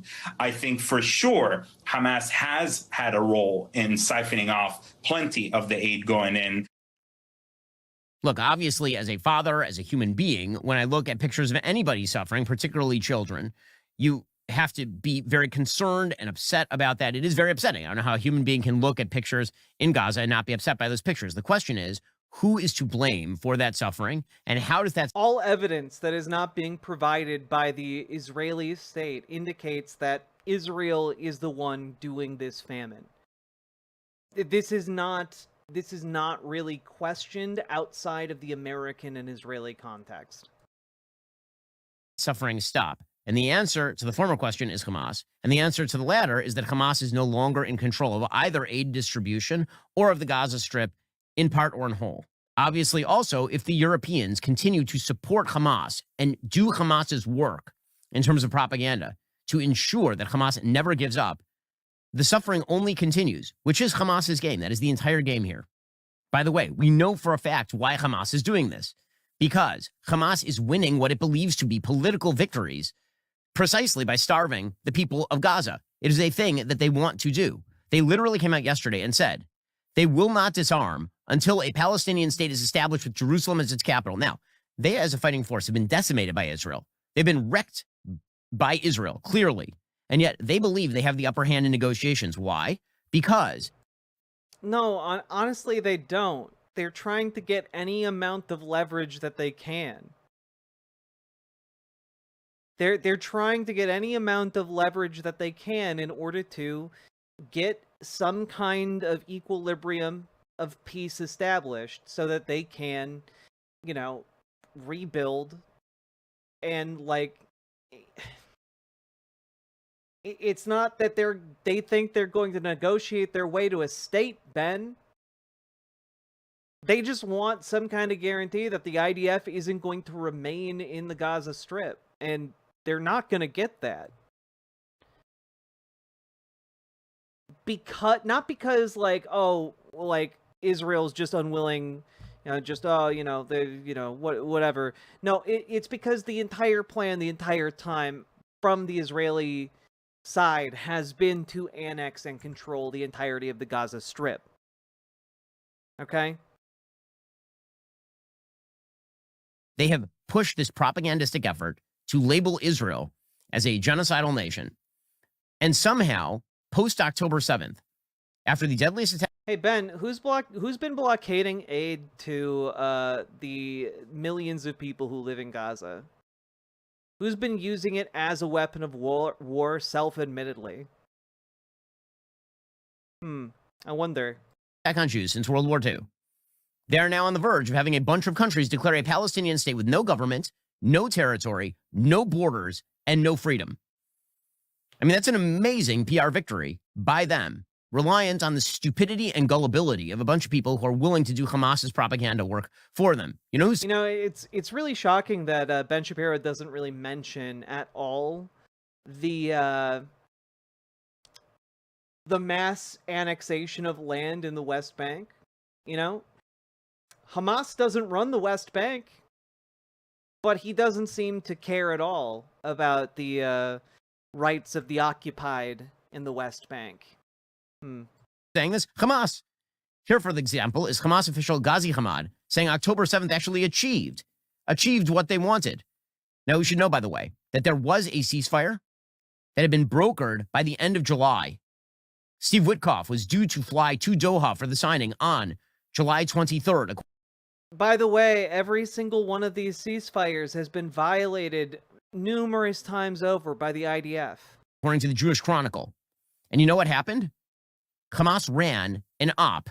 They ran an op saying that Israel was engaged in mass starvation. A bunch of European countries came out and said they were going to give the Palestinians a state on the basis of that. And then Hamas pulled out of the talks. And so the end of the war was actually prevented by Hamas along with its European allies, which is what they are. And it's, at best, delightful stooges in the media. Here's Hamas official Ghazi Hamad saying, we played them like a fish. 7 أكتوبر هذه الضربة القوية التي وجهت إلى إسرائيل. He's saying the powerful blow that was delivered to Israel on October 7th has yielded 3 very important historic achievements. First of all, it brought the Palestinian cause back to center stage. Why are all these countries recognizing Palestine now? Had any country dared to recognize the state of Palestine prior to October 7th? The overall outcome of October 7th forced the world to open its eyes to the Palestinian cause and to act forcefully in this respect. So, they killed... It's an incredible argument to make. I know I'm being quiet right now, but I just want you all to realize this is an incredible argument from Ben Shapiro. Their own citizens, 1,200 Israelis, took 250 prisoners, 20 are still alive, probably in tunnels under Gaza, being starved, as we'll talk about in a moment. They did this, and they achieved what they wanted to achieve because they knew that the left would go for it. They knew the media would fall for it, and they'd be... Would go for what? They knew that the left would fall for what, Ben? What clever ruse are you talking about? The left would fall for... what? We'll get to it. Able to dredge up extraordinary amounts of ire against Israel online.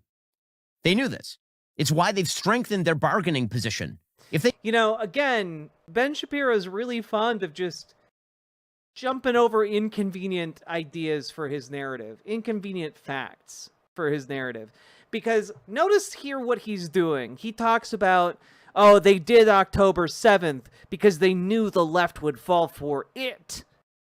And the it he is not naming and not talking about is the mass proliferation of war crimes, the genocidal, rhetoric of Israeli media, the genocidal action of the IDF, the genocidal, like, bent of the entire Israeli war cabinet that is, and has from the beginning, been making it a #1 goal to prevent aid from entering the Gaza Strip. So this is a pretty big it here, right? This is a pretty big it that Ben Shapiro is just not naming.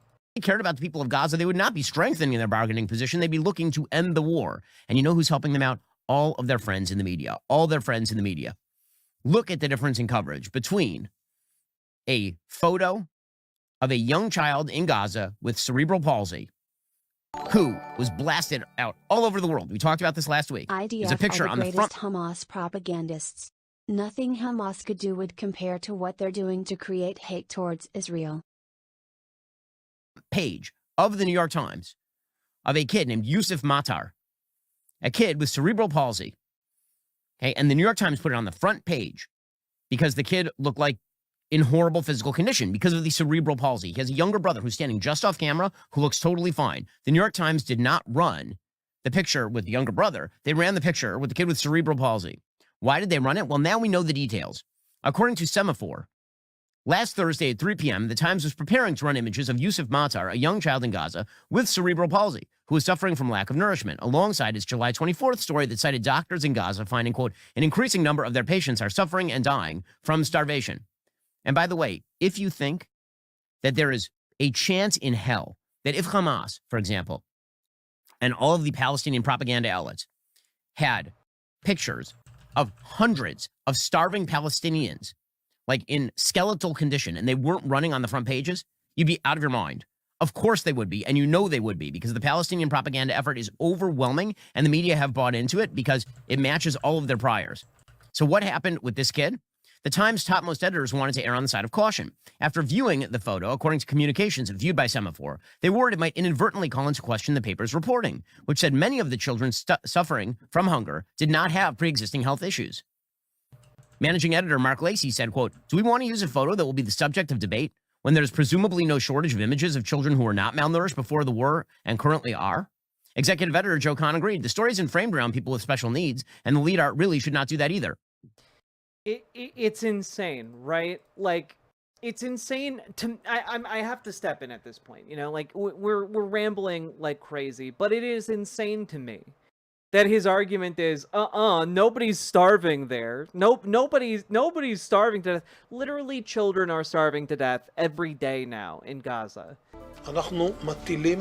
Also, here is one of the members of Israel's war cabinet talking about this. We are imposing a complete siege on Gaza. There will be no electricity, no food, no water, no fuel. Everything will be closed. We're fighting against human animals, and we are acting accordingly.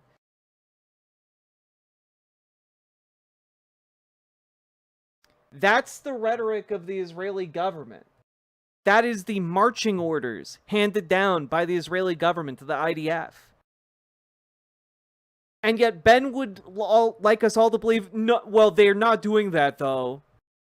They're not doing that though. That's just those are just words. But Ben Shapiro here is like saying, well, no. Enough aid is getting through. There's enough aid. You fools. They landed instead on a photo of Mohammed Zakaria al-Mutawak, an 18-month-old child in Gaza suffering from malnutrition. And they thought that that photo was going to actually do it better. The problem is that actually al-Mutawak also had genetic and other disorders. So they ran that as well. They ran another photo of a kid who had significant health disorders prior to the situation in Gaza. They were desperate to run a photo demonstrating that Israel was starving children, and so they went ahead with photos of kids who had serious other health conditions other than lack of nutrition. I mean, Hamas could always count on its friends in the media. They could. Just from a week ago. The Palestinian death toll from hunger and malnutrition has risen to 175 due to the blockade of Israeli-promoted humanitarian aid against the Gaza Strip. According to health organizations, at least 7 people have died in recent hours, which increases the food crisis in the Palestinian territories. In this regard, they warned that 20,000 children were hospitalized for acute malnutrition, while 300,000 children under 5 urgently need medical attention. In addition, they warned that despite the entry of some trucks of humanitarian aid airdrops, food needs in the Gaza Strip unmatched. Huh, well, you know... Oh, God. I clicked the wrong button. There we go. Now you might be saying, but Jack, that's a very biased source. That's a very biased source. That's Telesur. Don't you know? They broadcast from Vuvuzela, of course. Well, here is Al Jazeera. Here's Al Jazeera. The GHF, or what they call the Gaza Humanitarian Foundation, has nothing to do with humanity.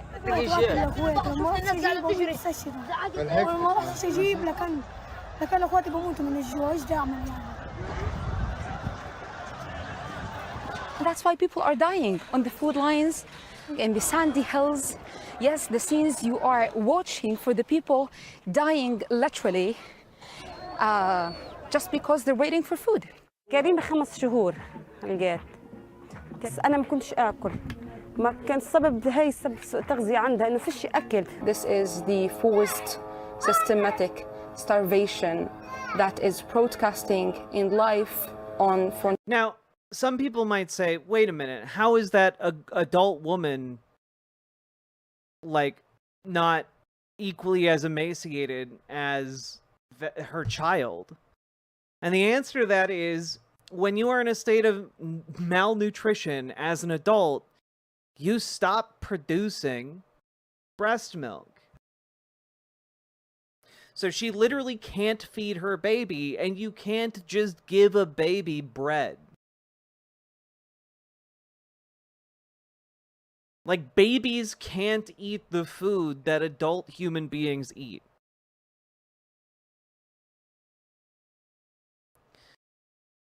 And Ben Shapiro, he's just like, oh, it's not happening, though. Of the world.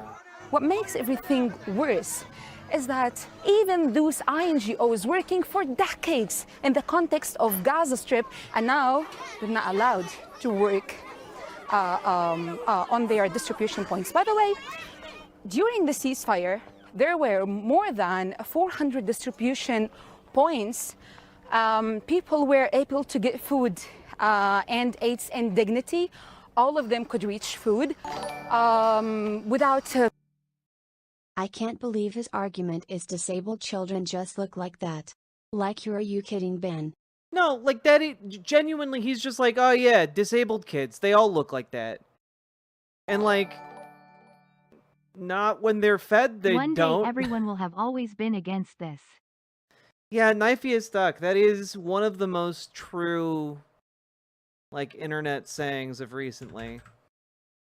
It's heartbreaking, you know? Being targeted or killed. The GHF opened these points about 5 to 6 weeks ago, and it's literally a death trap.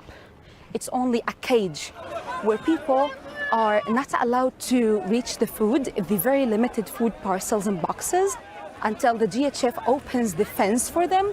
So they enter with hundreds of thousands of them to only limited boxes, fighting on these boxes, and also being shot.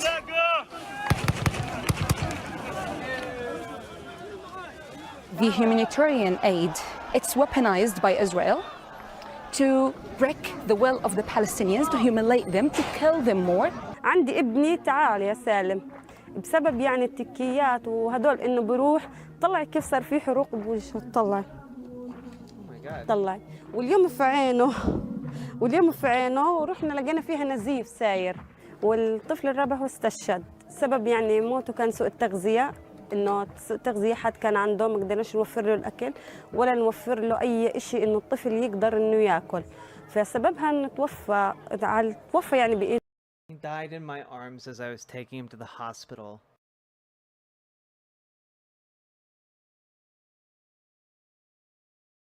Oh, but you know, maybe Al Jazeera is too biased. Here's from 2 weeks ago. Here's the United Nations. Now, I know Ben is going to argue that they're just biased and anti-Israel in general. Famine feared in Gaza, 5 facts. 2 out of every 3 famine thresholds have been reached in Gaza, according to the Integrated Food Security Phase. Oh god, sorry. 2 out of 3 famine thresholds have been reached in Gaza, according to the Integrated Food Security Phase Classification, IPC. This is the system that is used to designate whether or not a famine under international law is in fact occurring. Plummeting food consumption and acute malnutrition.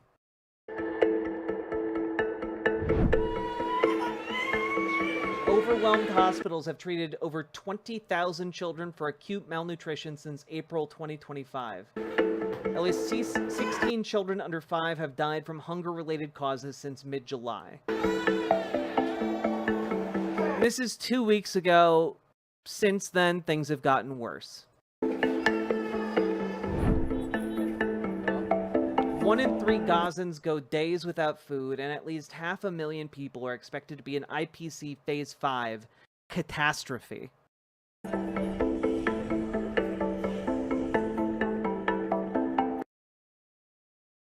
$500,000 people are in the worst stage of famine.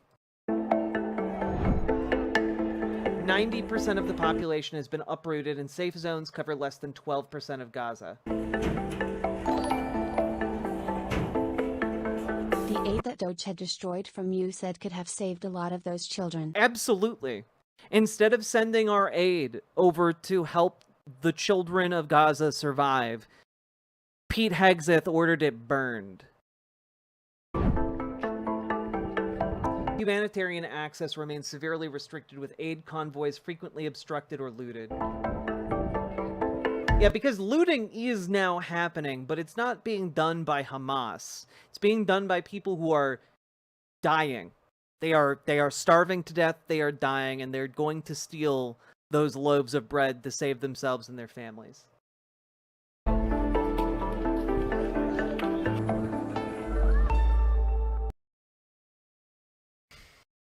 What a Phase 5 famine? What is a Phase 5 famine? It is the worst and most severe classification that the IPC has for a famine. Okay?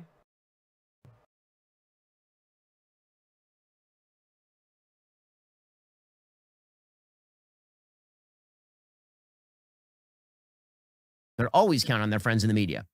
In fact, Hamas can count on its friends in the media so much that last week, very end of last week, Hamas released a video of a hostage that it took during October 7th. His name is Evangelical David.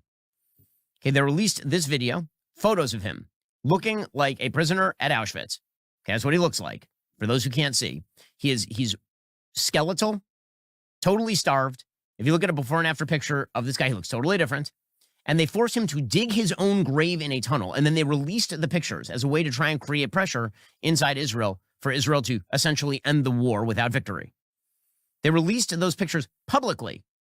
And in fact, in the video, they actually have a person from Hamas handing him food. And they make the claim that Hamas is living in the same conditions as Evangelical David. There's only one problem. You can see the arm of the person from Hamas, and it is a totally normal, not malnourished arm. Here's the video.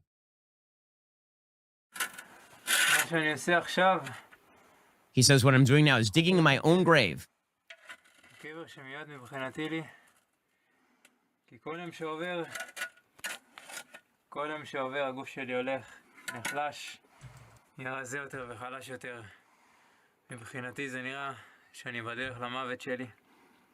I'm walking directly to my grave.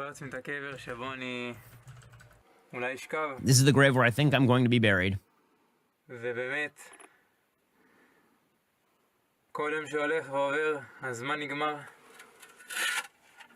Time is running out.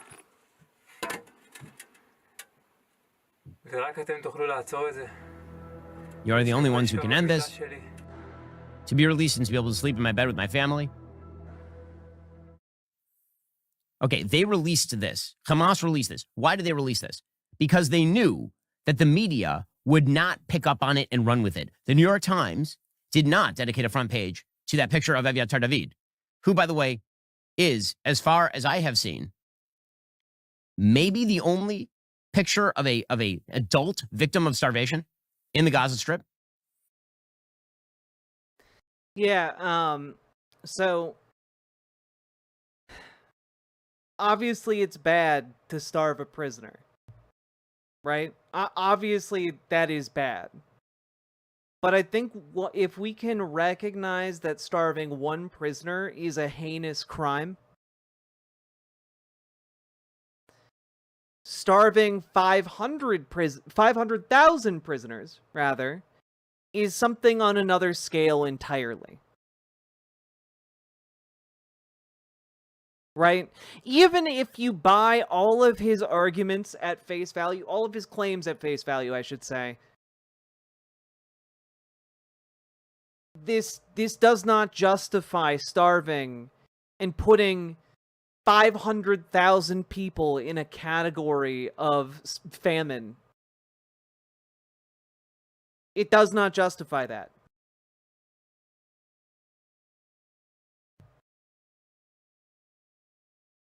Again, you would imagine lots of pictures of adult victims of starvation in the Gaza Strip if Hamas had those to publicize.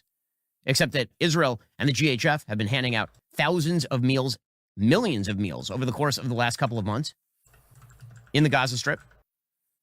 Okay, so did this run on the front page of the New York Times? Of course not. They ran instead the picture of the Palestinian mom holding the kid with cerebral palsy. That is what they did.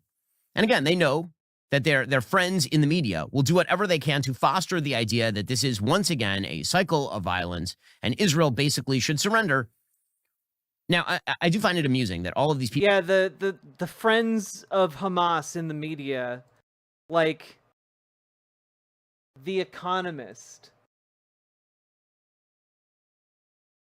You know that longtime ally of Hamas, The Economist.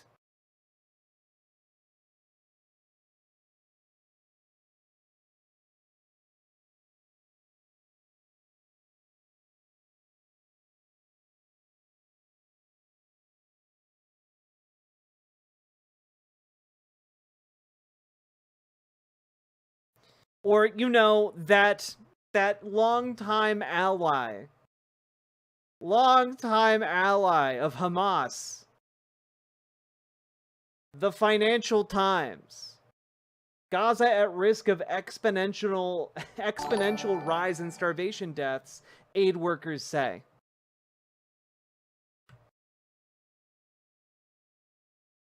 You know, geez, why don't we see more pictures of people in the Gaza Strip? Gee, I can't even fathom why the myriad of reasons why that might be. People keep saying, well, Hamas should just give up the hostages and end the war. Okay, how do you propose to do this? How do you propose to accomplish this? Do you really think that Hamas is going to stop now? They believe they have the upper hand in terms of the politics of the situation. The minute they give up all the hostages, they're dead, and they know it. I mean, what do you think is going to happen here? And I think in order to truly understand what Evyatar David, how starved Evyatar David is, here's a picture of Evyatar David before. Okay, here's a picture of Evyatar David after. Okay, that is a victim. And yes, that is a victim of starvation, 100%. I would also argue that this is a picture of starvation. But you seem to think that, like, people like me look at the mistreatment, the torture of a prisoner and say, ah, yes, that's good. Well, like, sobbing at the human atrocity of the starvation of another person. No, they're both bad. But one is on a completely different scale. Dozens of kids and adults in Gaza have starved to death in July as hunger surges. You can literally see this child's entire bone structure through his skin. The fact that Ben doesn't want to face is that he would have considered the Holocaust justified by the Warsaw Ghetto Uprising. Tell me, Sunrider, thank you for the $5 super chat. victim of starvation because Hamas is deliberately starving its own hostages. Okay, but then you have tweets like this one from Piers Morgan, who has truly turned into the Jerry Springer of low-rent politics. Quote, it's interesting that all the prominent pro-Israeli voices on here who refuse to believe any Gazan casualty numbers published by the Hamas-run Palestinian Health Ministry accept the veracity of hostage pics or videos posted by Hamas without hesitation. I don't know what the hell Piers is trying to say here.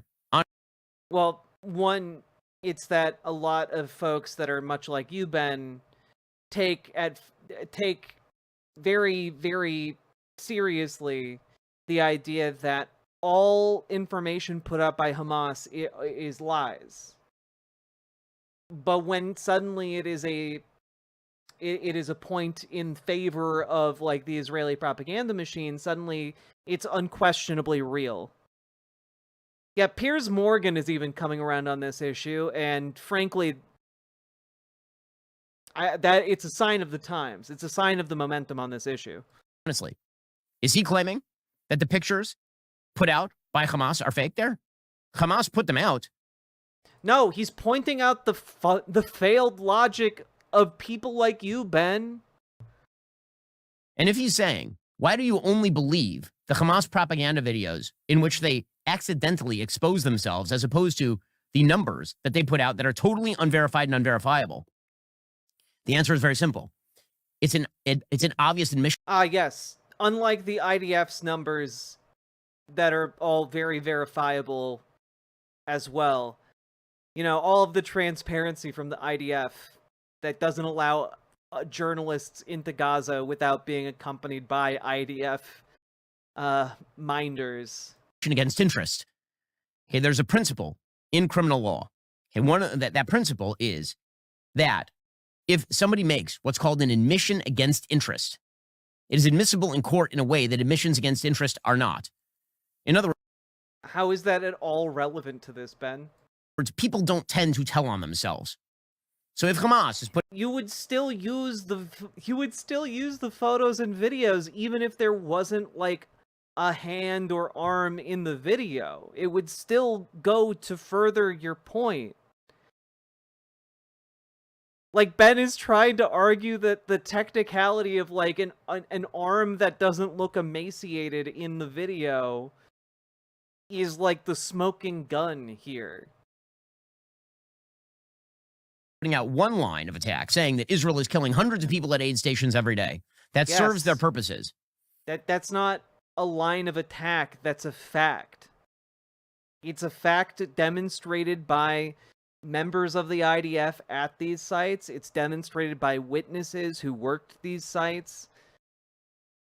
And if they put out a video that is designed to stoke hatred in Israel by people against their government, which is what this was, and it accidentally instead shows that they are starving hostages, that is an accidental admission against interest. So yes, I believe them when they put out a video of the hostage whose name we know, of them starving this person to death.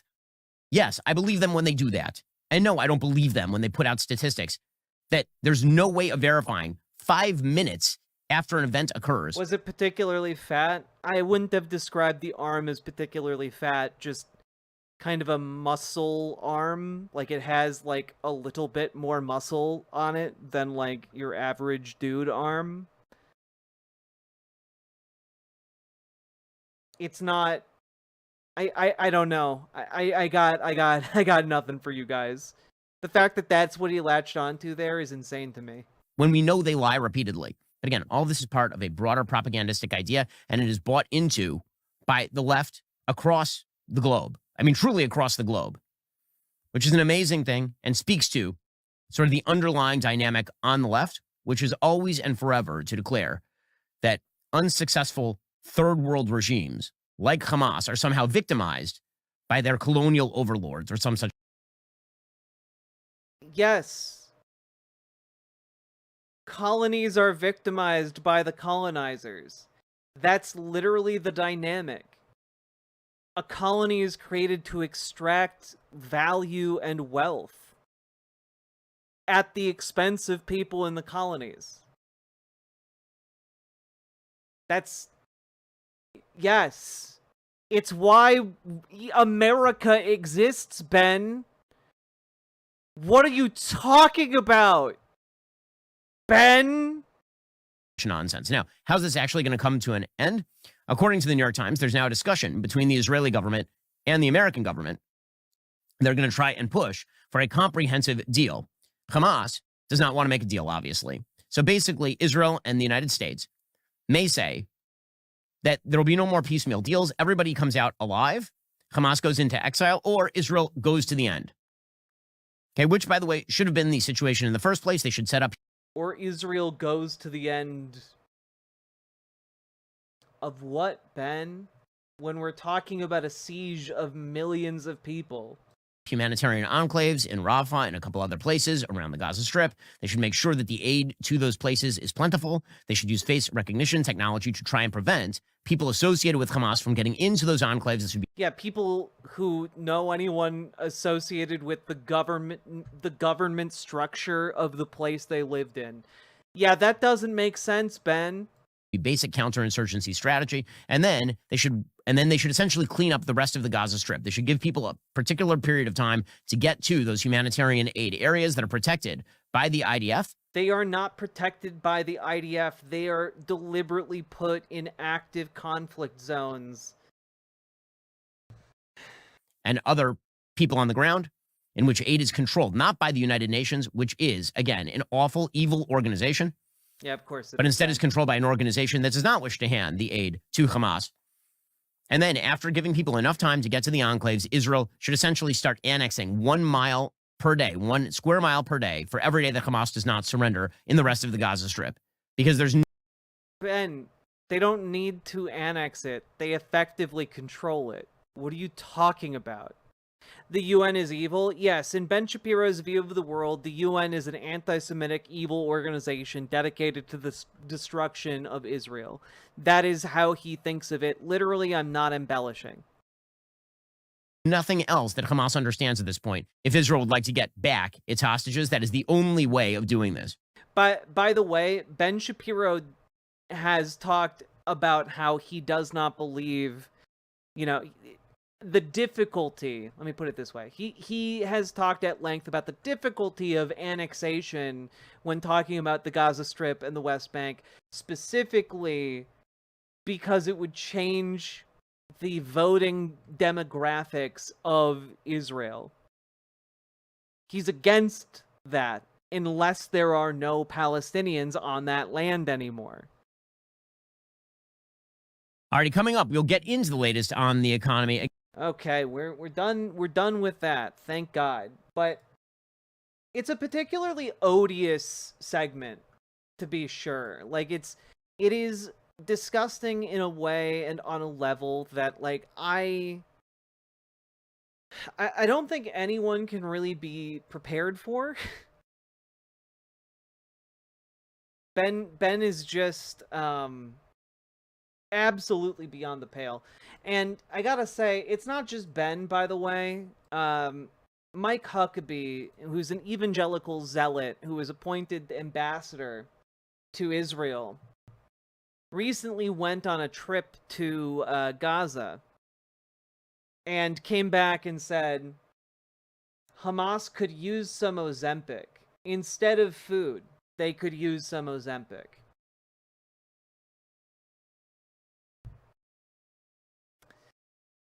This is, of course, the same day that the European Union and 24 nations outside of the European Union, including the UK and Japan, have officially recognized that there is a famine in Gaza and are calling on essentially a way to end this enforced famine.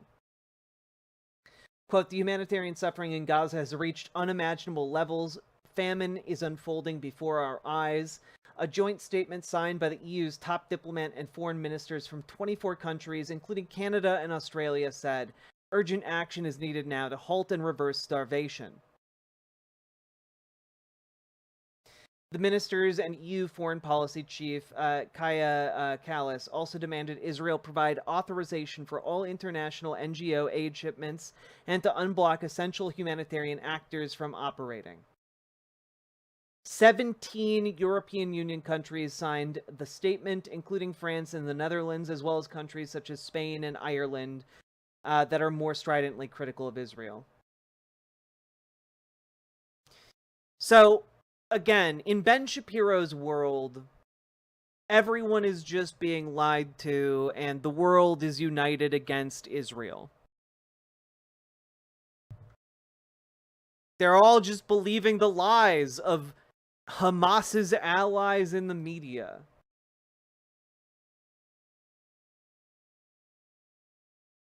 This happens, by the way, as Israel bombs Gaza City over and over and over again.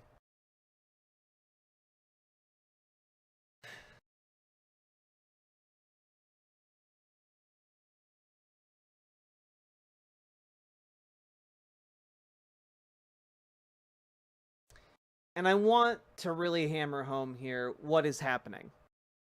Here is a PBS breakdown of how the process of starvation works. Starvation is a deadly process. And it happens in distinct stages. To understand the limits of how little food humans can endure and to get a better idea of how serious the situation is on the ground in Gaza, let's walk through the stages. It is not easy for a human body to reach the stage of starvation. Our bodies do everything they can to preserve function and tissues. A body must deteriorate through 2 diagnosed stages of acute malnutrition before reaching the final stage, starvation. Global practice lead for nutrition at the International Rescue Committee, Jeanette Bailey, says when that stage is reached, people rarely survive. Many children especially never even reach that stage of starvation because they succumb to illness far earlier in the acute malnutrition process. Starvation begins with moderate acute malnutrition. Now, if you saw a moderately malnourished child in a U.S. hospital, that would set off alarm bells. If that child is not treated, they rapidly deteriorate into what is called severe acute malnutrition. This is where what we would call a healthy child under age 5. And as we move it, this yellow here, that's moderate malnutrition. And the red is severe acute malnutrition. This is how small a child's upper arm would be if they have severe acute malnutrition. And this is like Ben Shapiro's argument here is, oh, you don't see the adults starving to death enough, so it doesn't matter if the children are starving. In Gaza now we're seeing at least more than 15% of the population with a mid-upper arm circumference in the red here. If a child is still untreated but surviving, they continue to deteriorate into complicated severe acute malnutrition. This stage requires inpatient hospitalizations and therapeutic feeding. According to the United Nations, more than 20,000 children were hospitalized in Gaza for malnutrition between April and mid-July. Of those, more than 3,000 had reached severe acute malnutrition. If a child or adult is not treated at the severe phase, they will enter starvation. At this point, what's happening is the body has used up its reserves of glucose. It's used up its reserves of fatty acid. This is, by the way, one of the most painful and worst ways to die. Blue Phoenix, you're 100% right. No one should die like this. Isn't about 40% of the Gaza population children? It's even higher than that. It's closer to 50. It's now moved on to breaking down protein and the essential tissues needed for survival. And that's when you start to see organ failure and the body shutting down. And while starvation is the term to describe one person suffering, famine is when a large portion of the population suffers from starvation. Previous famines include Somalia in 2011, Sudan in 2017, South Sudan in 2020, and Sudan in 2024.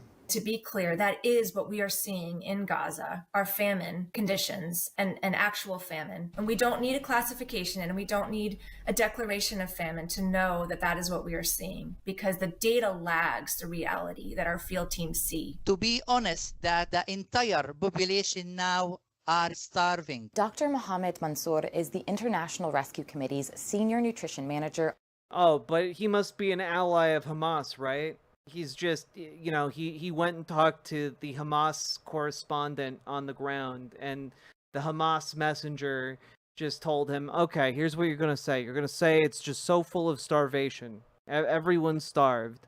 And he said, yep, I'm a loyal Hamas servant. Time to hop on to an interview and talk about how everyone is starving, even though I know it's not true.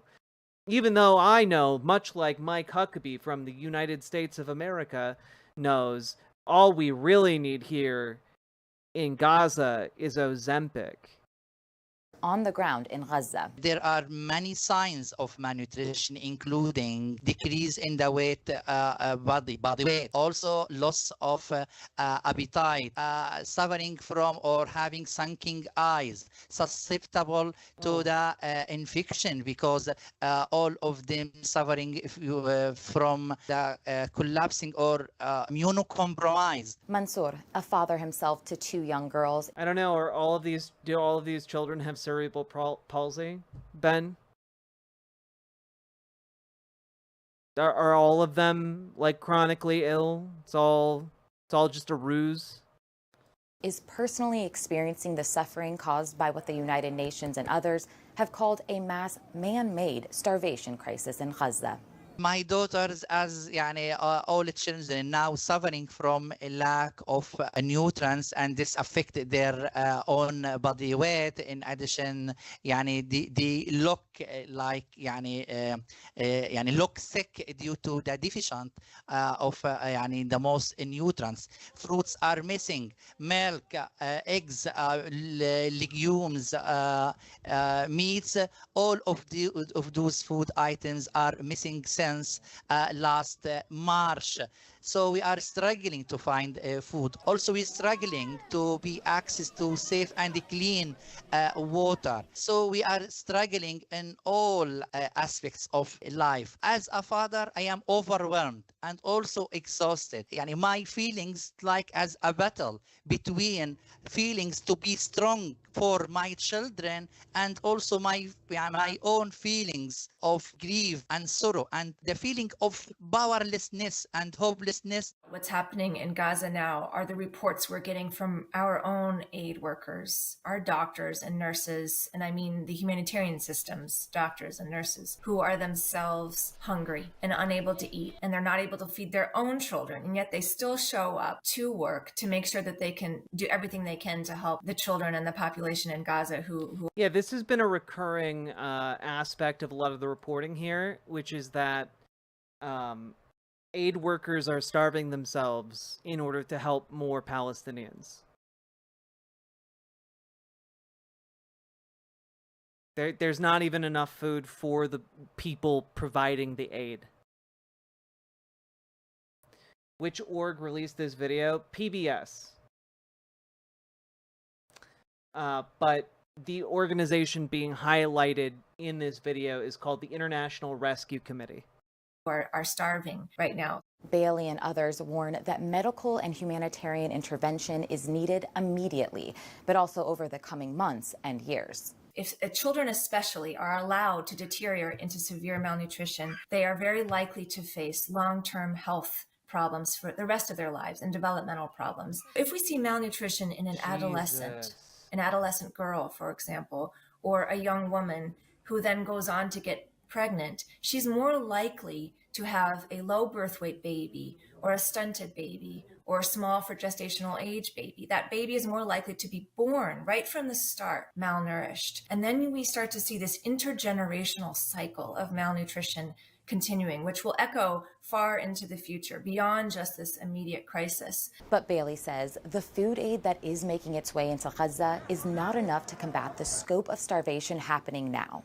Food aid alone is not enough to save somebody from starvation. What's needed is support to the entire health system. A very severely malnourished child, they're not able to eat. They're not even able to cry. They can't even exhibit signs of infection. Their body is unable to function properly. So you can't just feed a starving child. That child needs intensive medical care to rebalance their system and recuperate and stabilize before they can begin the refeeding process. That consists of dispensing therapeutic milks to help stabilize a person for weeks before a thicker, more nutrient-dense peanut paste can even be introduced. Only then can the slow refeeding process of food begin. People need to be able to access health care in a sustained way over the course of several months in order to fully... Yeah, like you can't just give them a sandwich.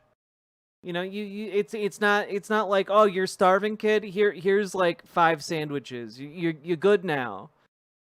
Like it is an intensive, involved process to make sure someone's entire organ internal system can basically exit out of the self-consuming phase of starvation.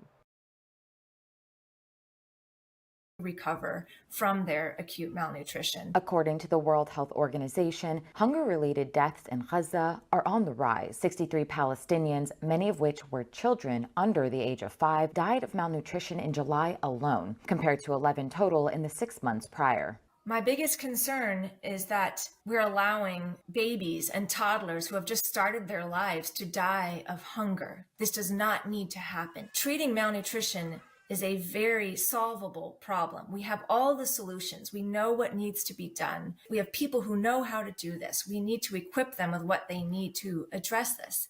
We struggling, but we have to endure because our children are watching.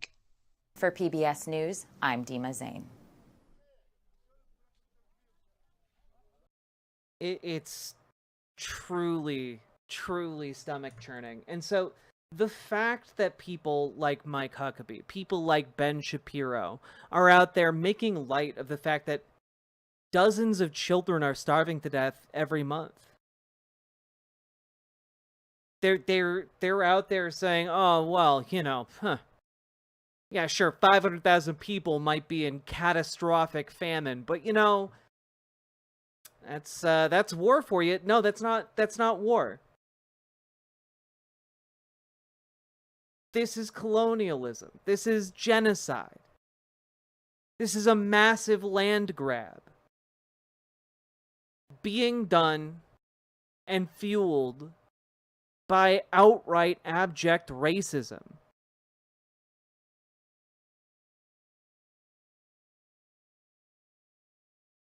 And we are complicit. We are enabling this as a country here in the United States. And it is truly, truly disgusting.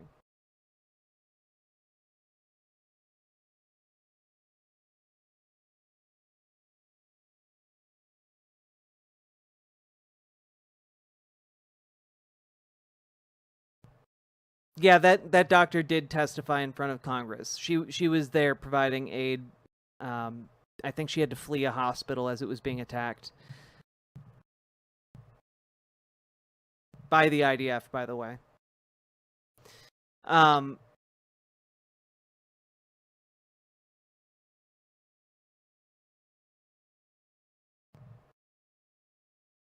like so hella depressed now. Our species just sucks, guys. Yeah, I mean, this isn't great. But also, what? There are people choosing to go into all that hell on earth to do something about it. There are people fighting here to try and do something about it. Best thing you can do right now, if you want to change the broader political project here in the United States, if you want to steer us away from complicity with the genocide that is unfolding, the best way you can start is by building your local connections, your local power, your local influence, and move the country in that direction, because there are millions of people who are just as disgusted. All it takes is for us to actually do something about it. Organize with others. Run for something. And make that better political future a reality.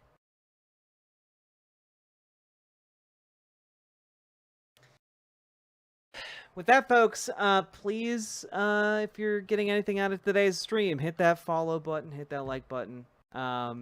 consider dropping those subs, donos, memberships, super chats, etc. Because folks, y'all make this show possible. And if we do manage to hit 100 subs, we will watch Heavens to Betsy too. Just don't expect it to be a segment. It's a one-time event, all right?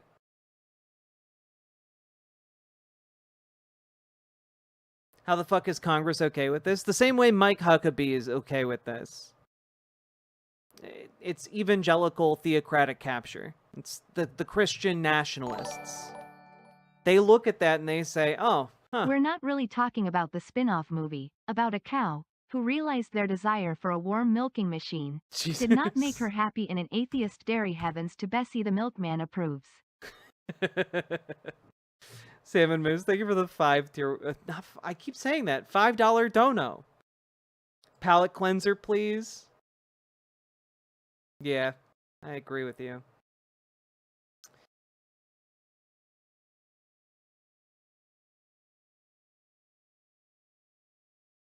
God. Oof. I'm glad we talked about that, but that was rough. Not him claiming and being. Do donos count towards the goal? Yes, they do. $5 is equivalent to 1 sub. What did Sushi A say to Sushi B? Wasabi. OBK, I really appreciate that. And thank you for the $10 super chat. Very much appreciated. Guys, you are almost a quarter of the way to our goal. Look at that. Look at you guys go.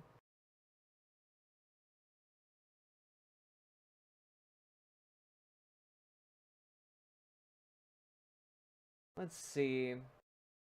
What can I... Do you think to a certain extent the evangelicals want to see if they can push this into a full international invasion of Israel a la Left Behind? Oh no, Lily loves stuff. That's exactly what they want. No, that is exactly what they want. Because they view that as the fulfillment of like their end times like Armageddon. They view it as the fulfillment of prophecy from Revelations. It's why they do this, you know? They look at this and they see it as an opportunity to fulfill biblical prophecy and in essence summon Jesus Christ. And I'm not kidding. It's literally Final Fantasy VII.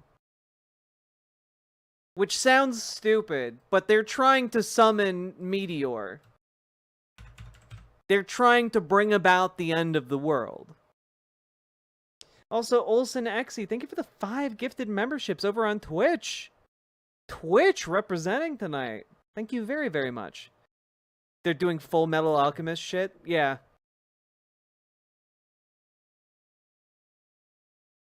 And I always kind of take it for granted that people know this, right? I always take it for granted that people understand the motivations of evangelicals because that's the background I grew up in. But unironically, there's this guy back in like the 1970s, Hal Lindsey, who wrote a series of highly influential books.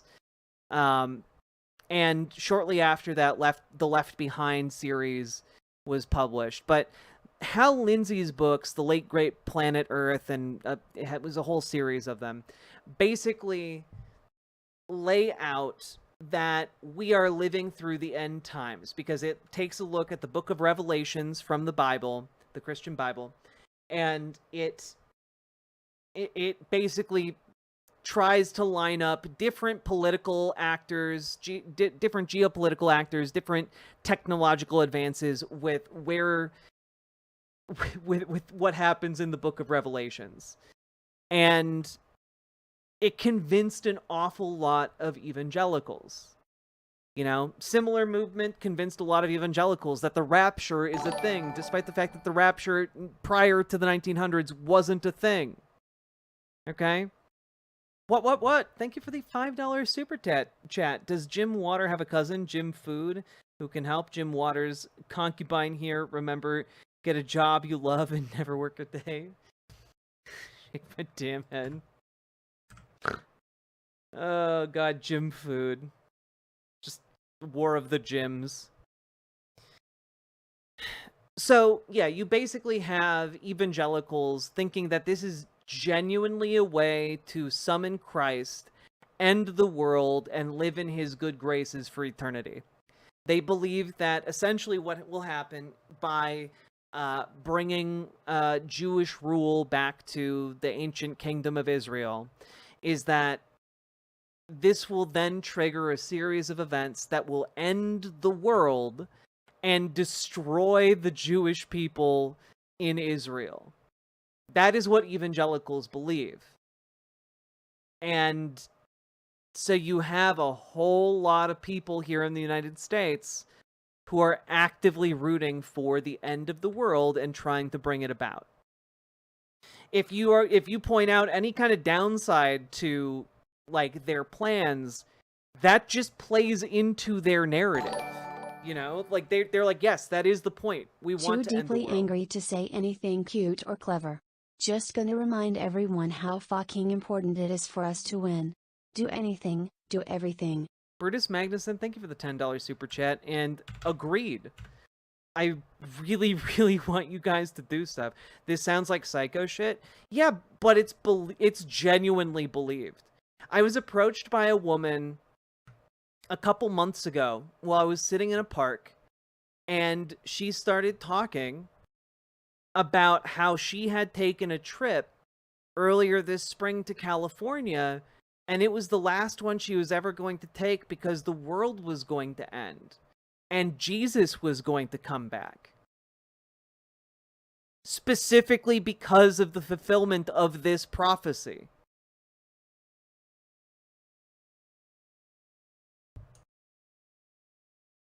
These people genuinely believe that. And I don't know that a lot of people know how to reckon with that.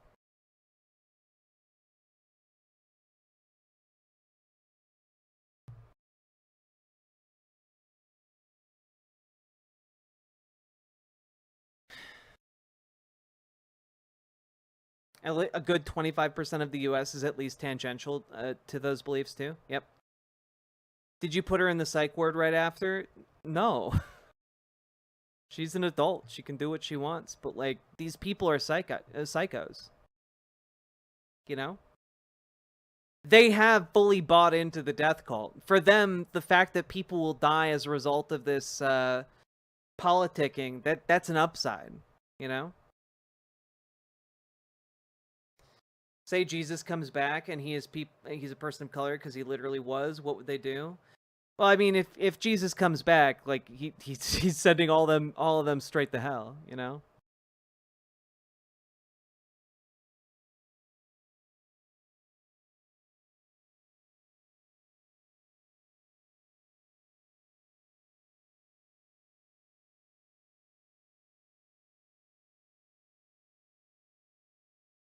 What are the Jews supposed to do if Jesus comes back? Does Israel dissolve? No, there's a final war, and all the Jews are wiped out by the forces of God, or by basically being torn apart between the forces of God and the forces of the world.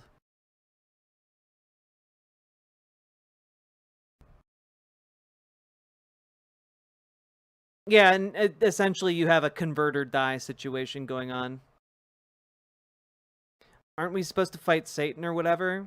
Yeah, but Satan in this context is just the military forces of the world.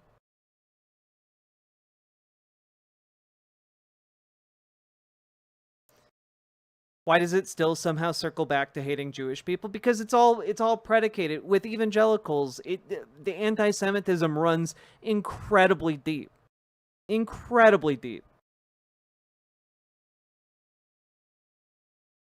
So Ben wants his people to die. Well, Ben Shapiro doesn't believe that those prophecies are real.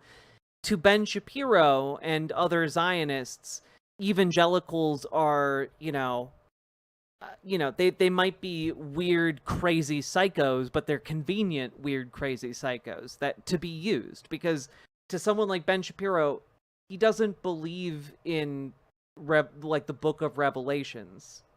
That's not real to him.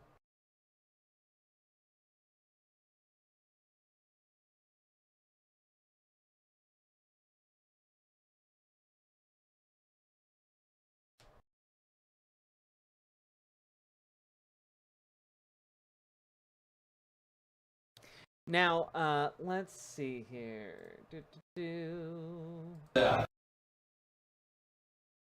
Okay. That is, by the way, the last Ben Shapiro that I have for tonight. However, we are still going to continue with his doppelganger. So I need to go use the bathroom. When I come back, we're going to deal with Lady Shapiro, but not the one that's related to him. BRB.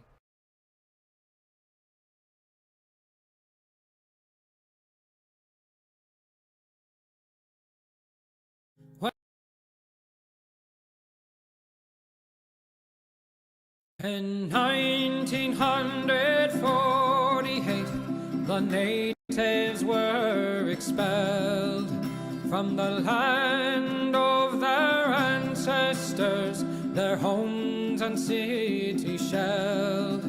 From the traitors in Transjordan to clandestine British demand by the settlers' Zionist army that rampaged across the land.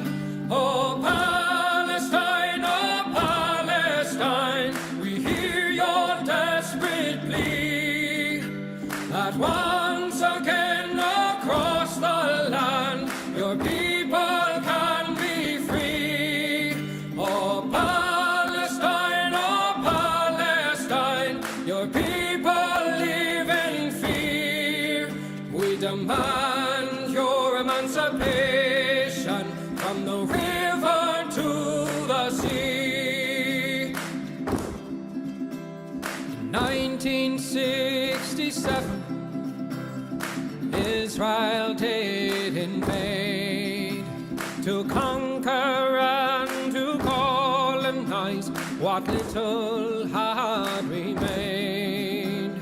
The people of old Palestine, once again their fates entwined with the Zionist occupation of their homes and weary minds. Oh Palestine, we hear your desperate plea that once again across the land your people can be free. Oh Palestine, your people live in fear. We demand your emancipation from the river to the sea. In 2023, they've come a final time to destroy your homes and families with a murderous, lethal design. The bombs overhead are falling as our leaders continue their lies. The sky does glow and the blood it flows as we hear the children's cries. Oh Palestine, we hear your desperate plea that once again across the land your people can be free. Oh Palestine, your people live in fear. We demand your emancipation from the river to the sea. We stand with your emancipation. Your people will be free.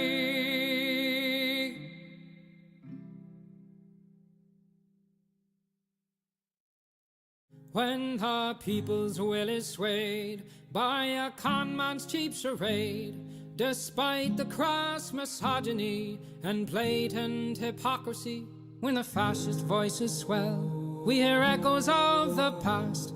They vilify the immigrants, the leftists and outcasts, when the opposition croaks and the people just don't vote for the same old tired rhetoric of neoliberal politics.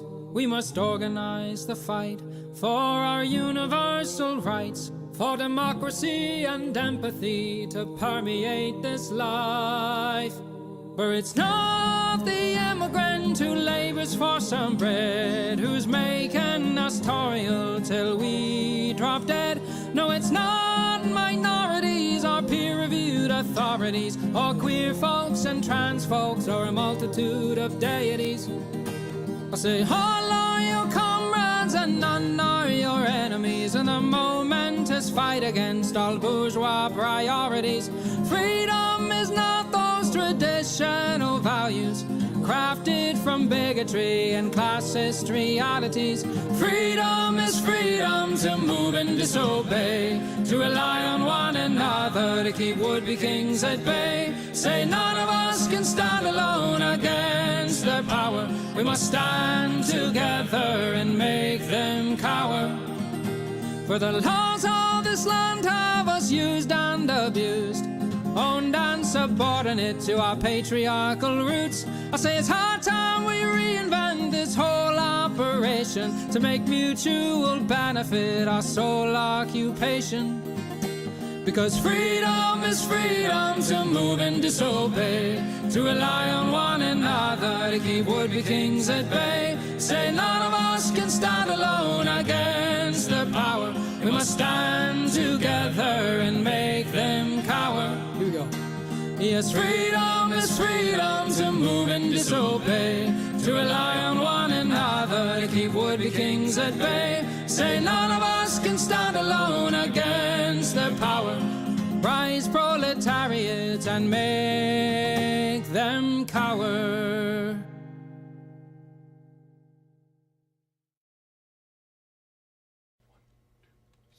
When the union's inspiration through the workers' blood shall run, there can be no power greater anywhere beneath the sun. Yet what force on earth is weaker than the feeble strength of one? But the union makes us strong.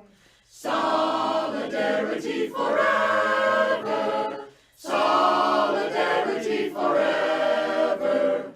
Solidarity forever. For the union makes us strong. Is there aught we hold in common with the greedy parasite, who would lash us into serfdom and would crush us with his might? Is there anything left to us but to organize and fight? For the union makes us strong. Solidarity forever. Solidarity forever. Solidarity forever. For the union makes us strong. They say our day is over. They say our time is through. They say you need no union if your collar isn't blue. Well, that is just another lie the boss is telling you, for the union makes us strong. Solidarity forever. Solidarity forever. Solidarity forever. For the union makes us strong. They divide us by our color, they divide us by our tongue. They divide us men and women, they divide us old and young. But they'll tremble at our voices when they hear these verses sung. For the union makes us strong. Solidarity forever. Solidarity forever. Solidarity forever. For the union makes us strong. They have taken untold millions that they never toiled to earn. But without our brain and muscle, not a single wheel can turn.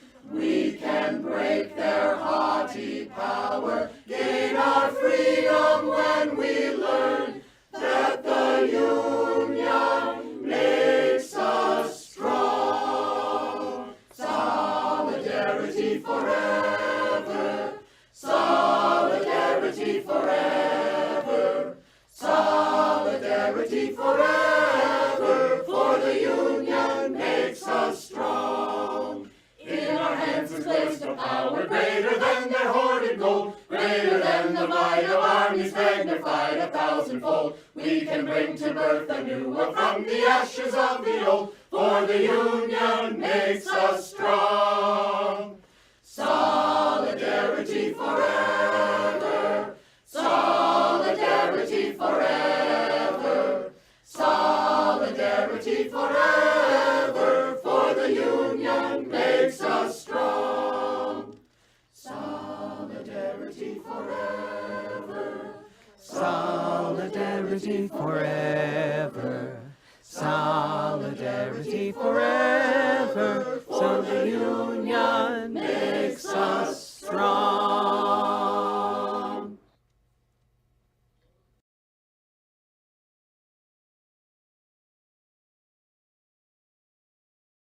Have I heard about the YouTube boycott for the 13th?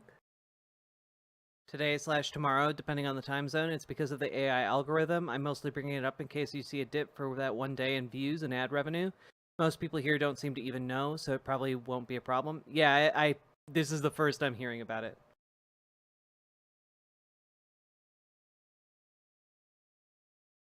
We are talking about Impreg Clippy. I'm not engaging with that. You're welcome, Ollie.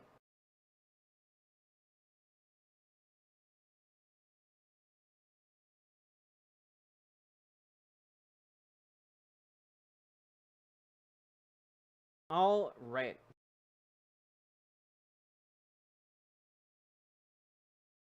Here, you know what? This should be fun.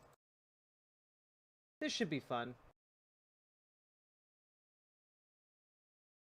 I'm drawing Surus as Clippy. Hello. Hello, Rom. Another poorly planned boycott, indeed. What? Thank you for the $5 super chat. You must really genuinely like that I sing. I appreciate that.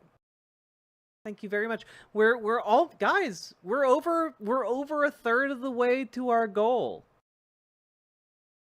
We're over a third of the way to our goal. Again, y'all, this is what we can experience this together if we make that goal. Not my will, but your will be done. Heavens to Betsy, I finished it yesterday. Congratulations. Heavens to Betsy, I'd like to read it. What have you got to lose? He did it, Wishes. God is still answering my prayers. Stay away from the religious aspects of the book. We need to focus on the mainstream audience. Oh, so it's fiction. Yes. The other day I went to a party with Anne to promote my book. Pretty much denied my faith. And I just realized upon the second viewing of this that her version of denying her faith is by saying that her story about visiting an alternate reality was fictional. Oh my god. Jack, if you were a cowboy in a game world... Wait, if you were a cowboy in a game, would the game be called Red Head Redemption? Maybe. Although I think if you think about that video game title a little bit more, it might be a little bit more risque than you're imagining. Good night, Mabs Alicorn.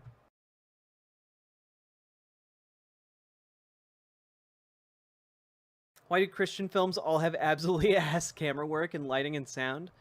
Well, because most of them are made on a very small budget, and also most of the people who know what they're doing don't want to be working on them. Wait, so in the lore of this, did she physically go to heaven? So in the original Heavens to Betsy, Loquamar, what happened was kind of a,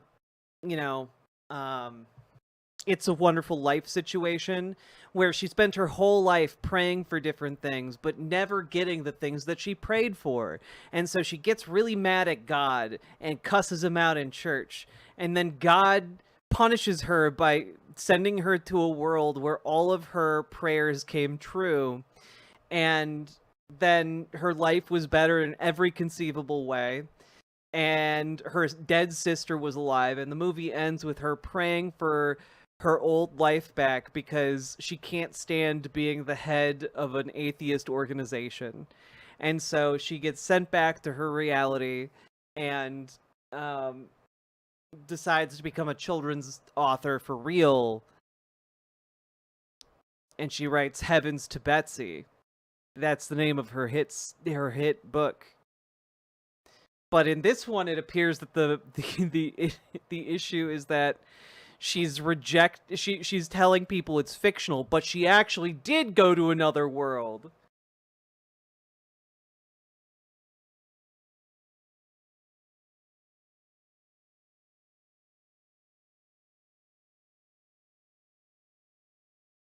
Also, yes, her famous books were about her cat Wishes.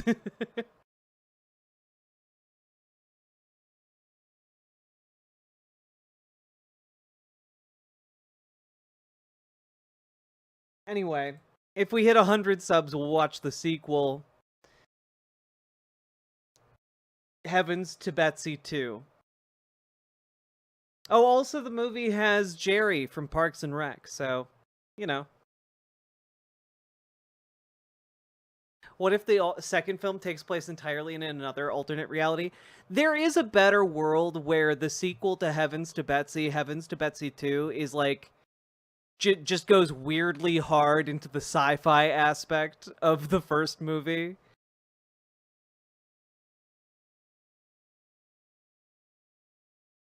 Is it Heavens to Betsy 2? Advanced Turtle Logic? No, it's just Heavens T-O, Betsy, then the number 2. It's very disappointing.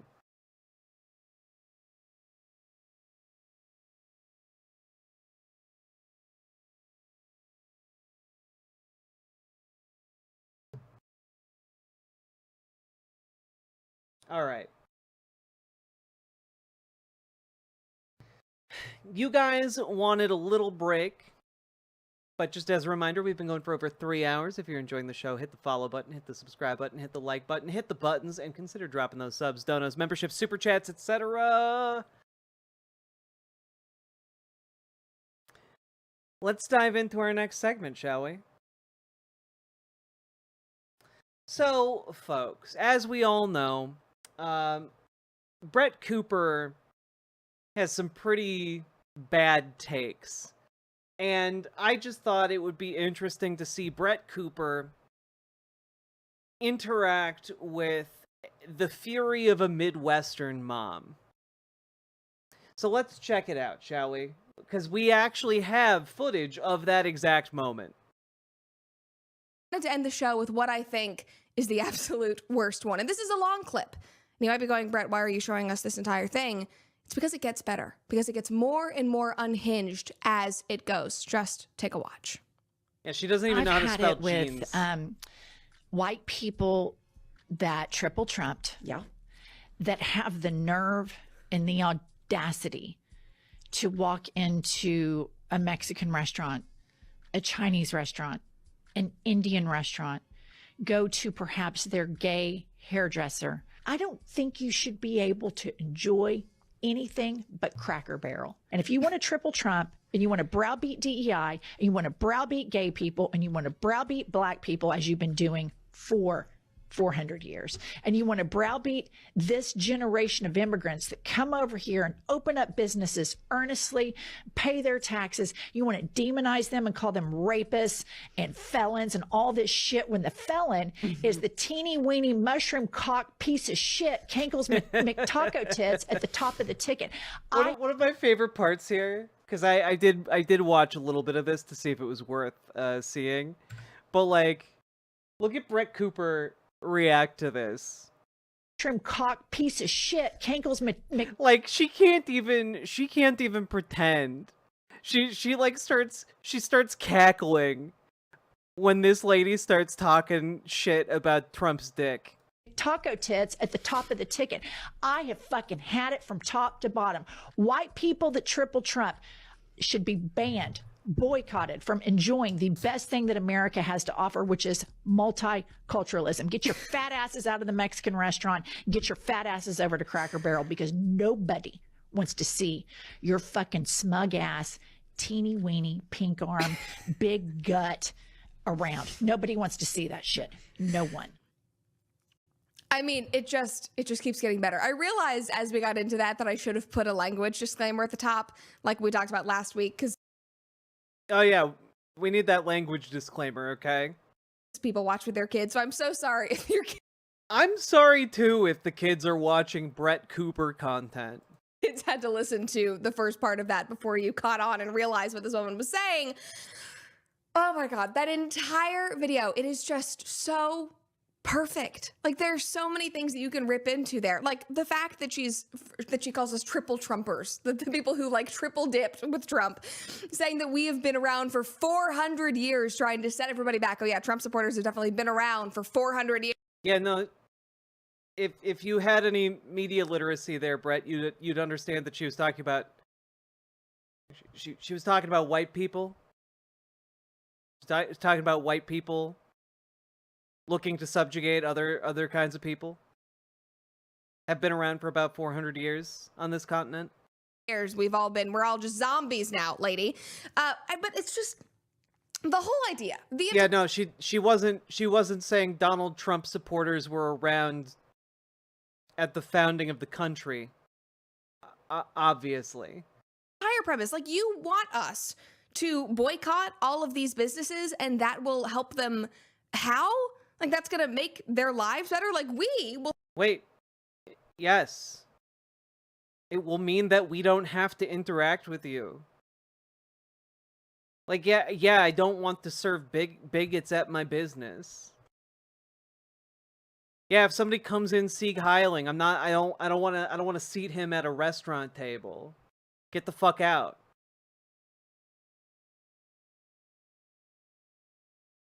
Like, the level of complete and utter intellectual vapidness on display, vapidity even. Stay fed on Cracker Barrel. Cracker Barrel has a great menu. Unfortunately, they've been modernized. I don't know if you guys have seen the new updated Cracker Barrel restaurants. They look horrifying. They look cold. They look like they're the inside of some kind of weird hospital. But congrats. That's the pinnacle of white culture. Brett, no. How dare you besmirch the precious Cracker Barrel? They still have good food. We would be totally fine. We would be fed. We would be happy. We'd be getting the fun little candies. And the other businesses, the ones that you're telling us that we should not go to and spend our money at, they would suffer. They would. I don't think they'd suffer that much. Because I gotta be honest, I know a lot of Republicans. I know what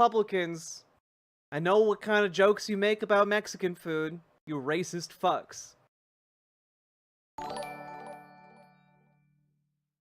The way that this woman looks like the person my sister used to be friends with you went to prison last year for abusing her 3 kids is so uncanny. Damn. Lily Love Stuff, thank you for the $5 dono. Would lose customers because half of the country would not be supporting them. Well, that's not really how that works, Brett. You see, the population of the country isn't evenly distributed. So, I don't think many of those restaurants were relying on half the country to do business there in order to stay open. Because you assume that we dislike them. Also... Yeah, because you support policies that hurt them. Oh, what? Look, I just punched you in the face. Why do you assume I dislike you? You're really entitled to my feelings, aren't you? It's incredibly offensive, in my opinion, that you're saying that the Mexican restaurants, the people who own the Chinese restaurants, that they are all illegal immigrants. Like, do you... Well, that's some additional context that I don't think was actually at all demonstrated in that video, because nowhere there did Welch talk about how all the people who owned Mexican, Chinese, Indian restaurants were undocumented. That at no point was that claim made. And honestly, the fact that you're bringing this into it now makes you look really fucking racist, doesn't it? Because you can't, like you can't even conceive. You don't even understand why people in a minority status in this country might feel under attack right now. You can't even fathom it, Brett. Not know how it works. Like the people who started the Chinese restaurants, the people who run the Mexican restaurants around the corner. Don't you know that you have to be a U.S. citizen to start a business, Fivehead? Yeah. Good thing Jennifer Welch didn't say anything about that. Kind of makes you look like an even bigger jackass when you're trying to claim that after we just saw the clip. From my house, they are here legally. They are trying to build a business. They are trying to support their family. Obviously, we are going to support that. That is the American dream. We support. Oh, wait, what? Small businesses. Oh, wait, we support small businesses. We support small businesses. We support small businesses. We support small businesses. That's right. Here in America, we support small businesses. Trump burger owner in Texas faces deportation after ICE arrest. Roland Bainey from Lebanon, who opened a chain of restaurants in support of president, says charges not true. Literally branding every burger with Trump. The owner of a Donald Trump themed hamburger restaurant chain, because it's not just one restaurant, it's a chain of restaurants. It's a lot of them. Me, whenever one of these people. That's it. That's the dono message. Hi Jack, how are you? Ya good? How's the fam? How's the weather? This gag is getting old now, isn't it?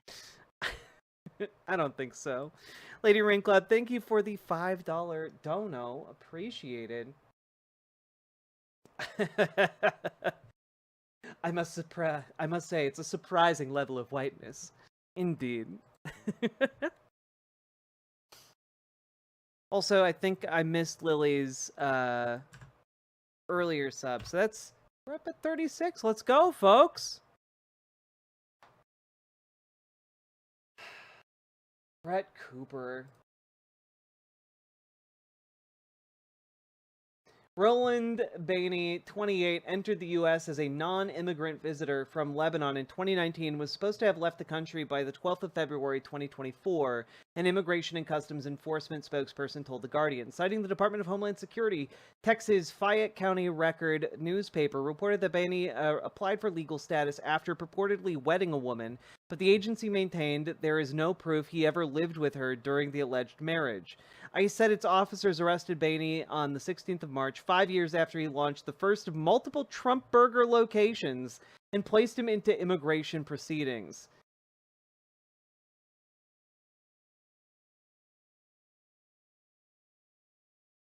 Yeah.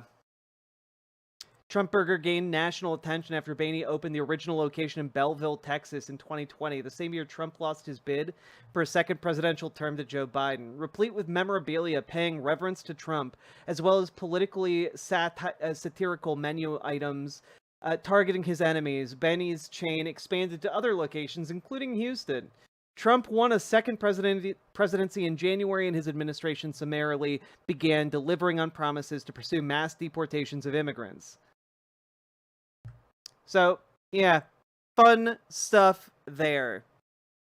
But no, we would never deport people who owned restaurants.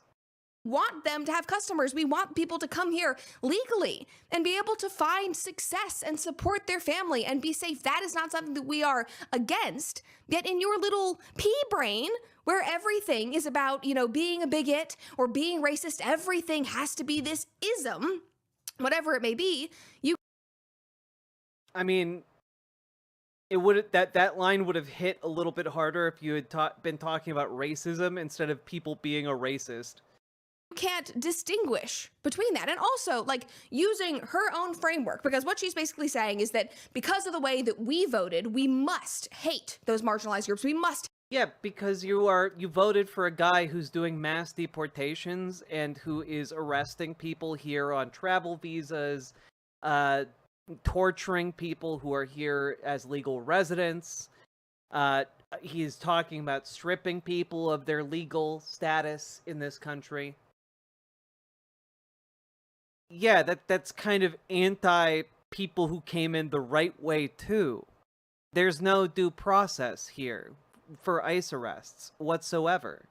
You know, we have videos of people being detained by ICE as they laugh, tasering people over and over again, and telling people who are legal citizens of the United States that they have no rights because ICE suspects that they are undocumented immigrants, even if they are documented citizens, even if they have their documents on them. Hate the gay hairdressers and the owners of the Chinese restaurants, like, just because of the way we voted. So using her framework that she just laid out, I'm going to assume, based on the way that she is, voting, that she probably hates straight white men, that she does not like conservatives, that she probably doesn't like Christians. Yeah, the issue with what you're doing, though, right now, Brett Cooper, is that you guys already assume all of that anyway. You guys already assume that about every single person who disagrees with you.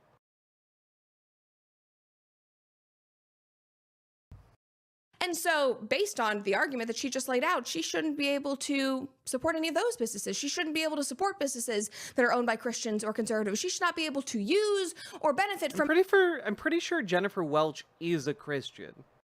anything that a white, straight man has ever created. So, I'm sorry. I'm pretty sure she's also married to a white man. Lady, but I guess you can't drive anywhere because we know who created the cars. Oh, also, but you can't walk anywhere. Wait, what? You can't drive because white people created cars. I don't think you want to play that game. Like, that, first of all, that's just stupid on the face of it. But second of all, who invented the wheels, Brett?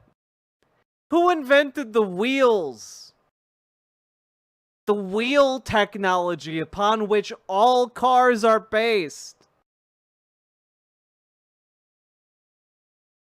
I don't know. Just spitballing here. I don't think it was white people. Because the Romans created the sidewalks. Those were white men. Oh, guess. I'm sorry, I live in America. Romans didn't make my sidewalks. What are you talking about? Also, the Romans didn't invent the concept of a road. I'm so baffled by this. Also, Romans wouldn't have a concept of a sidewalk because they didn't have cars.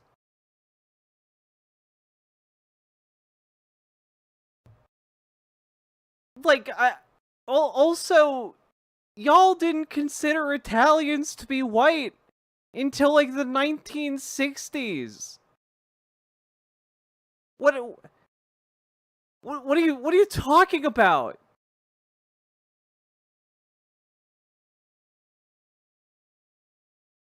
I just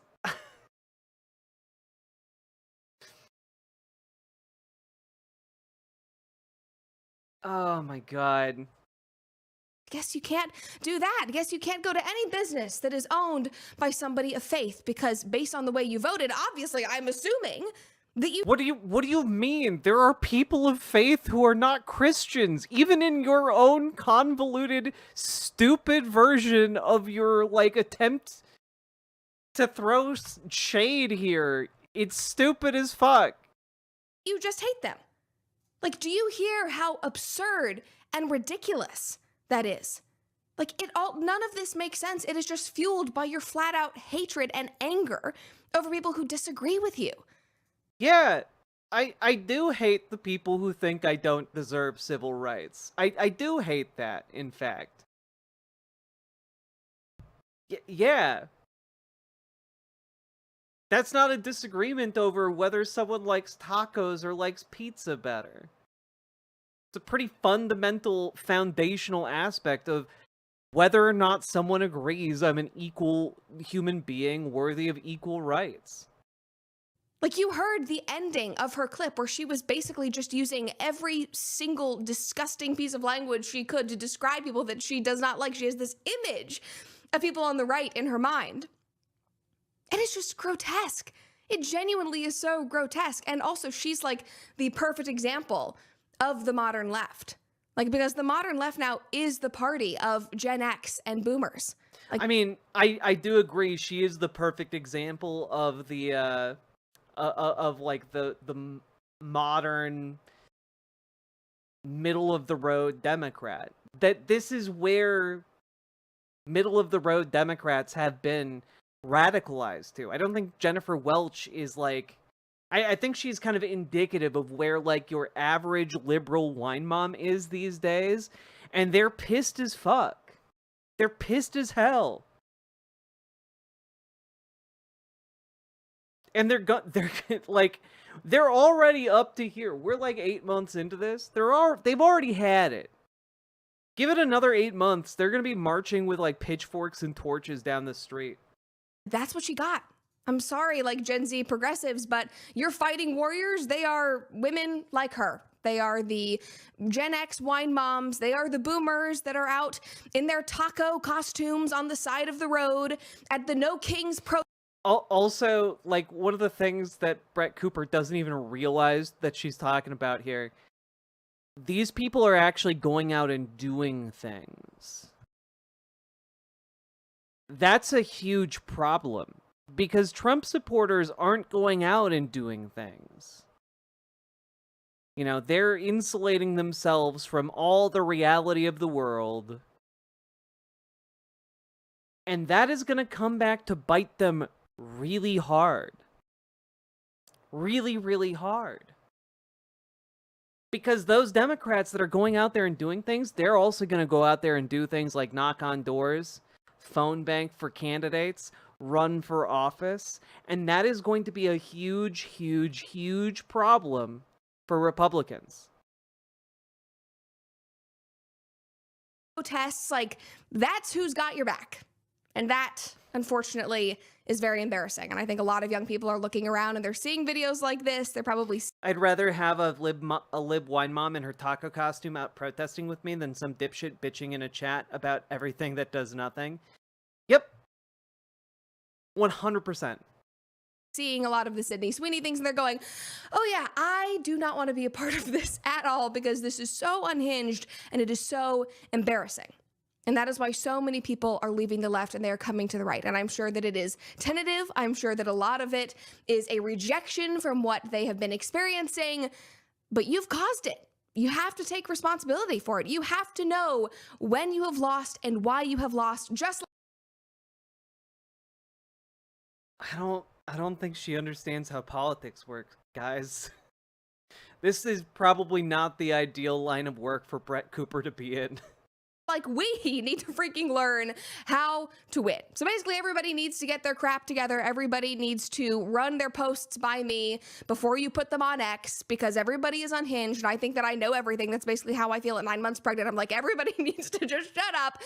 But also, I'm kind of enjoying it because it means I get great content for these last couple of weeks that I'll be doing the show. So anyway, that is how I'm feeling today. I hope you guys enjoyed the rants. I did not. I feel like I lost brain cells that I'm never going to get back. So thanks, Brett. You ranted aimlessly about Jennifer Welch talking about Trump's mushroom dick. Great job. Politics accomplished.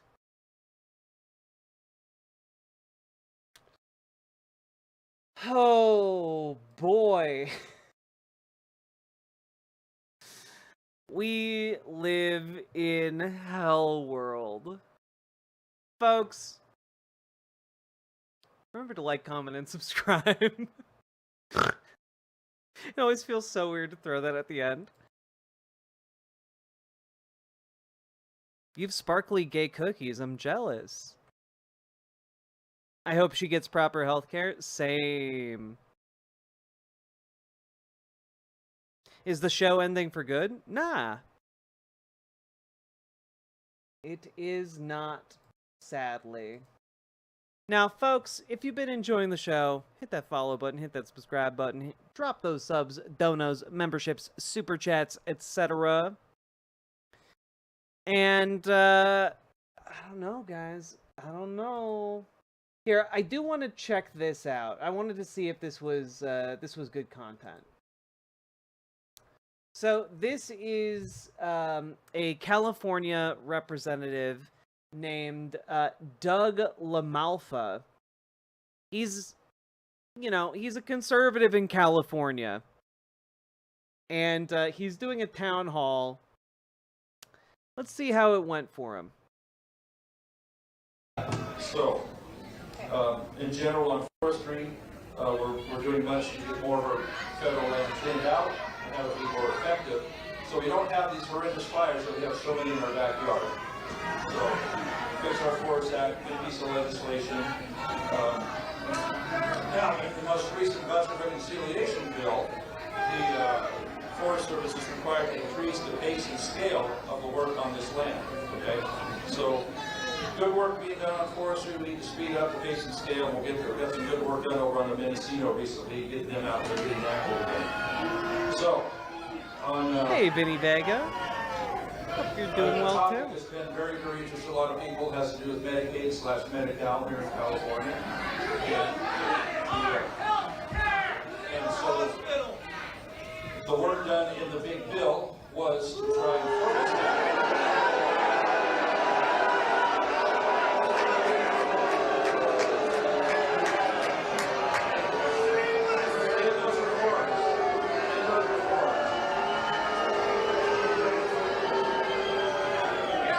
Guys, we're 1 minute into this. This is the first minute that they have footage for. It's an hour and a half long. In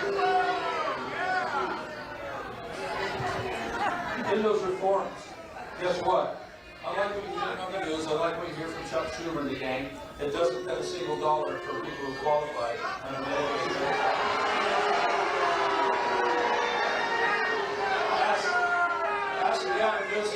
Ask Gavin Newsom why he wants $12.5 billion goes to people who are already the citizens of our state, thereby funding the Medi-Cal program. Like we're a minute and 44 seconds in, and it's been non-stop booze. Like, this is crazy. Hey, Speed Razor. Ben Shapiro's already underwater on this cruise, sadly. But it was a solid, 2 hours of Ben Shapiro content. Chat, unless you are familiar with Chico, California, I cannot begin to tell you what a monumental thing this is. Yeah, this is, again, a lot of people are like, California, a blue haven.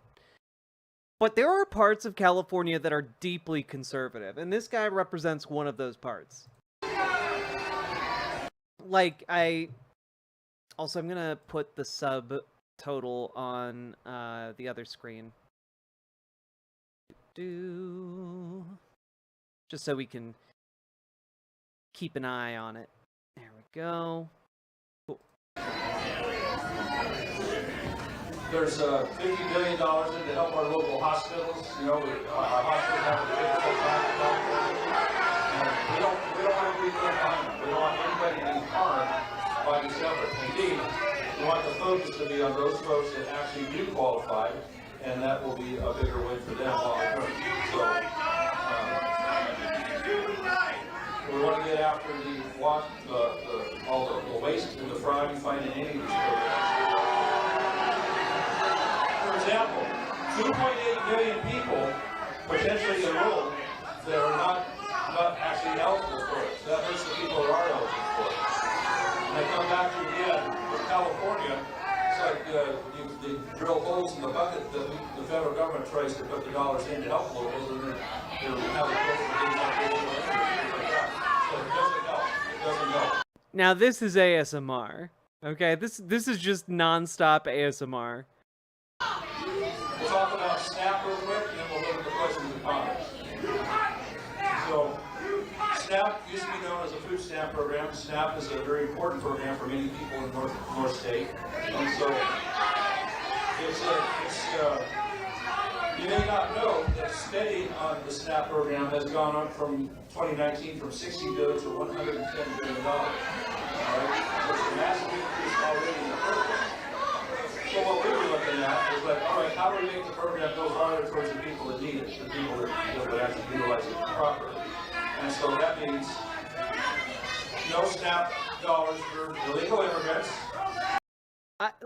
It's just nonstop, and I do have to wonder: is it just this the entire time? For being here, I think it's really important that our elected officials are as public-facing as possible. I can tell you, if Chico City Council was a public event only once every 8 years, I think we would have a room exactly like this. And show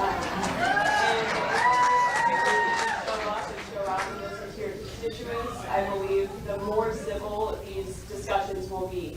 The less frequently you show up and have town halls like this, I believe that the harder it will be to facilitate productive conversations. Thank you.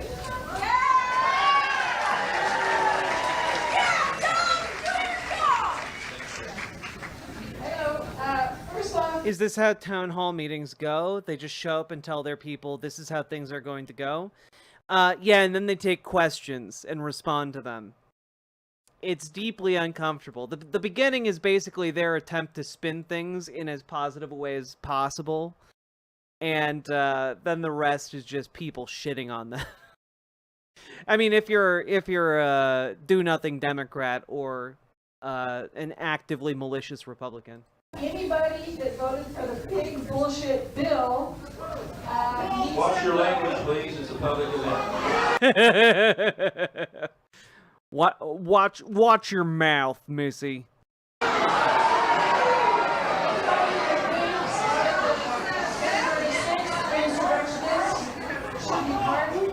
needs to go. Anybody that approves that ICE should just be snatching people off the street without due process of law needs to go.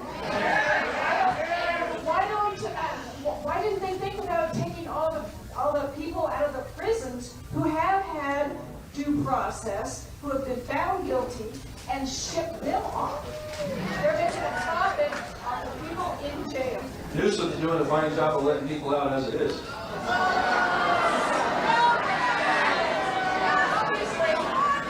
Yeah, look, I know that I am doing my level best to screw all of you over, but Gavin Newsom, though, am I right? Just to go! He needs to go! Everybody, get him out! Okay, we have a question on this side. Dude, like, I don't know, like, there is very clearly something happening on the ground level of America right now where hundreds of people for these town halls are showing up and they're mad as hell. And they're showing up ready to yell at and cuss out their elected representatives en masse. And that is very interesting to me. That is very interesting to me. There is a level of rage and anger and dissatisfaction right now that I feel like if we are able to tap into it and work with it and be able to get candidates who are willing to say the right words, implement the right policies, you know, run the right campaigns, we have an opportunity here. That is real. It's one of the reasons why Republicans are trying so hard to subvert the democratic process as we get closer and closer to 2026 and 2028.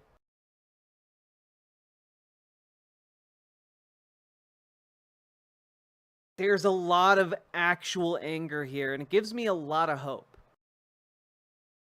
Hold on, I'll start. You start.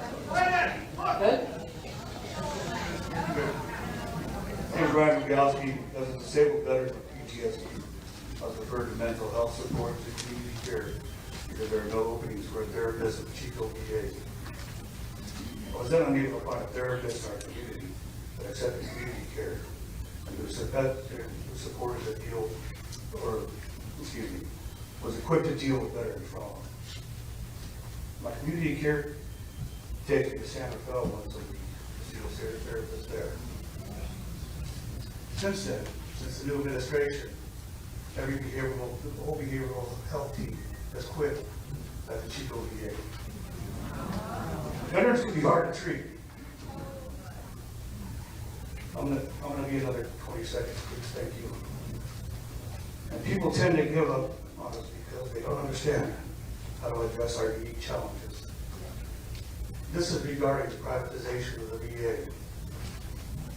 My question is, how are you going to ensure that there are professionals here equipped to treat us with the impact of the medical system here already? How are you going to support me when the support isn't out there? Yes. Thank you. First of all, thank you for serving us and for what you've had to deal with. I appreciate it. So, with that, man, the level, thoughts and prayers, somebody yells at, the level of contempt people have had for the politicians who attempt to answer questions like that from veterans. It's another thing that gives me hope. We all know these guys are full of bullshit, and they don't mean a goddamn word they say. and the lady right there holding the mic, we've done plenty of battle trying to have the VA be accountable to people and answer their questions and get their appointments and not cancel their appointments, all these things. The Chico VA, we've actually had some direct issues recently on how it's operated. Not all, there's a lot of great people there, but there's also a couple bad apples. With that kind of leadership, that means the program isn't going to run as well. And so, the cost. I'd like to hear this answer, please. Thank you. Thank you. VA funding is not being cut; it continues to increase. And so, we want the dollars to get where they're going to be helpful. And so, for when you're talking about the mental health program, you shouldn't have to be going all the way to Stanford or Fell for one. That's crazy. And so, our veterans need to have more choices involved. That's why, yes. Look, we need to destroy the VA so that you all have more choices about where you get your care. Is just like a fucking brain dead take. Yeah, you'll have all the choices of places that won't see you, or accept any of your insurance. Congrats. And having to load up on a bus at 4 a.m. if you're up in Wairika or what have you to go down, and find out once in a while maybe your appointment's been canceled. There's no accountability there. We've done a lot of work trying to make the VA centers much more accountable and nice to the veterans, for example. Okay, good. Well, I can't answer all your question on this specifically. Please work with us and we will work on that. But the bottom line, what you're talking about, what we want, basically it comes down to federal dollars being effective to getting to where it needs to be. That's what we're after. We want to have the Pentagon so much money and more veterans. I'm out. All right. I don't agree with that, man. Contact us, please.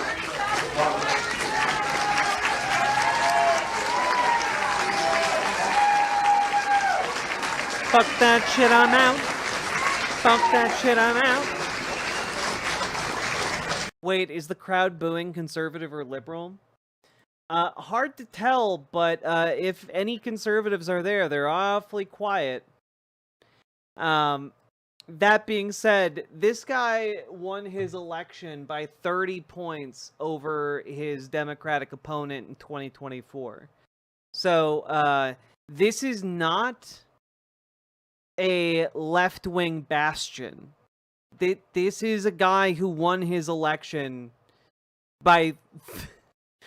Oh, I'm sorry, did I say 30%? Wait a minute. Sorry, about 31%.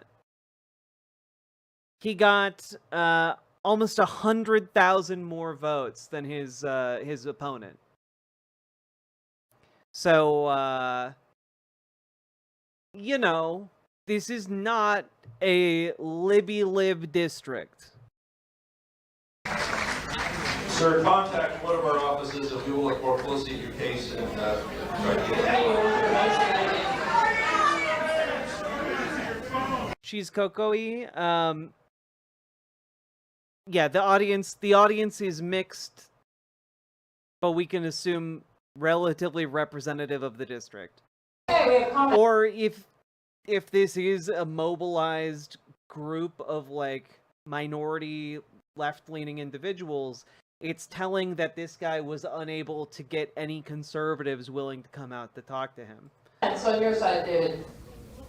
Hi, my name is Jessica Gianola, and I have many concerns, but one of the biggest ones for our area is the cuts to the Medicaid SNAP housing vouchers. We have high rates of poverty in our area. People depend on services to help keep them alive. When we have a lack of health care, that means illnesses will increase in our area. That impacts everyone. And with the hospitals leading to shutdowns, potential shutdowns because of loss of revenue, loss of reimbursement, and they're gone, and we're all sick. And there's this facade that we're not working hard enough, and that's why we're trying to get free benefits. And everyone's working as hard as they can, even to help their neighbors survive. We have countless numbers of homeless folks, and then we see the president on the TV saying he's going to send the FBI after them to put them where? Because these cuts are only going to increase the homeless population and illness. And yeah, please support our Constitution. I have 5 seconds. But there's so much to be done. Please stand for the people and Constitution, not the president.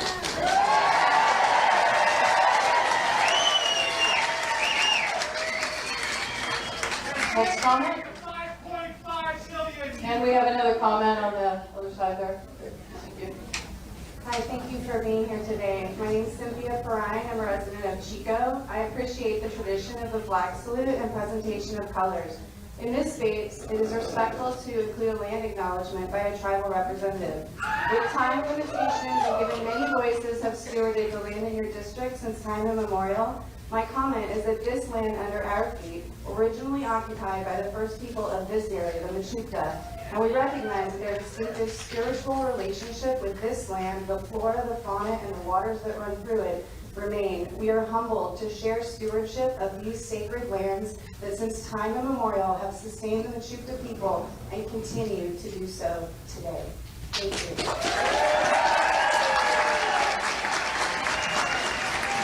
Okay, we have a question on our side. Hello, folks. My name is Mark Daly. I'm a staunch Democrat. Doug, I'd like to thank you for making the effort to be here today. We appreciate it. Now, I'm going to let you off the hook and ask a question of this awesome crowd. If you think that loud interrupting is productive, no, is counterproductive, can you hold up your green signs? I don't know. I think it's pretty productive. I like them yelling things like "fuck you, dude." I think that's great.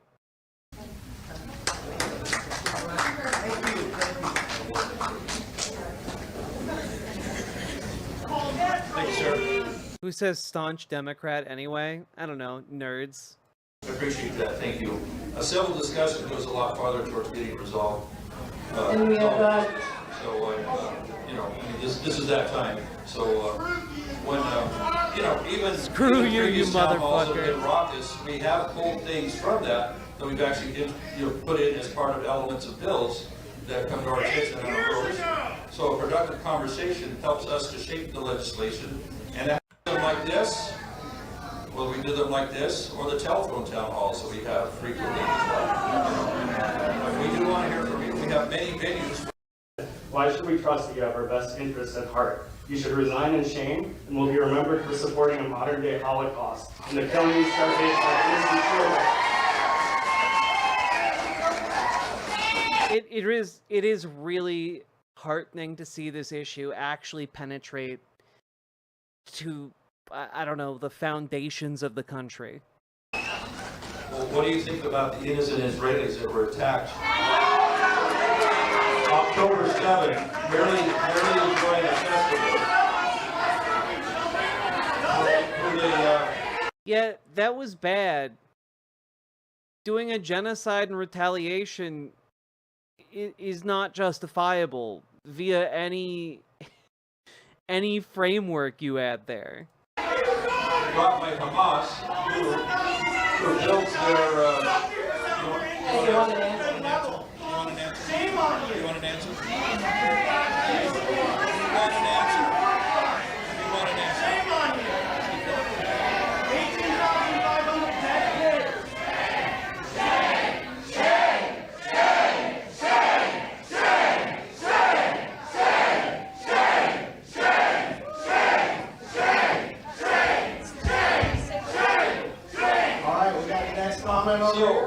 I'm sorry, was that a cop coming on stage because they're getting scared that people are yelling shame at him because he was supporting a genocide?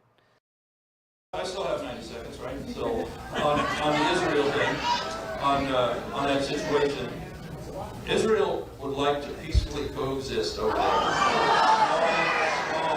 Small nation that is surrounded.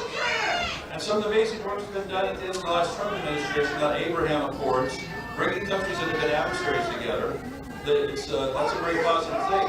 So I guess. You know, I do think we need to bring pieing back.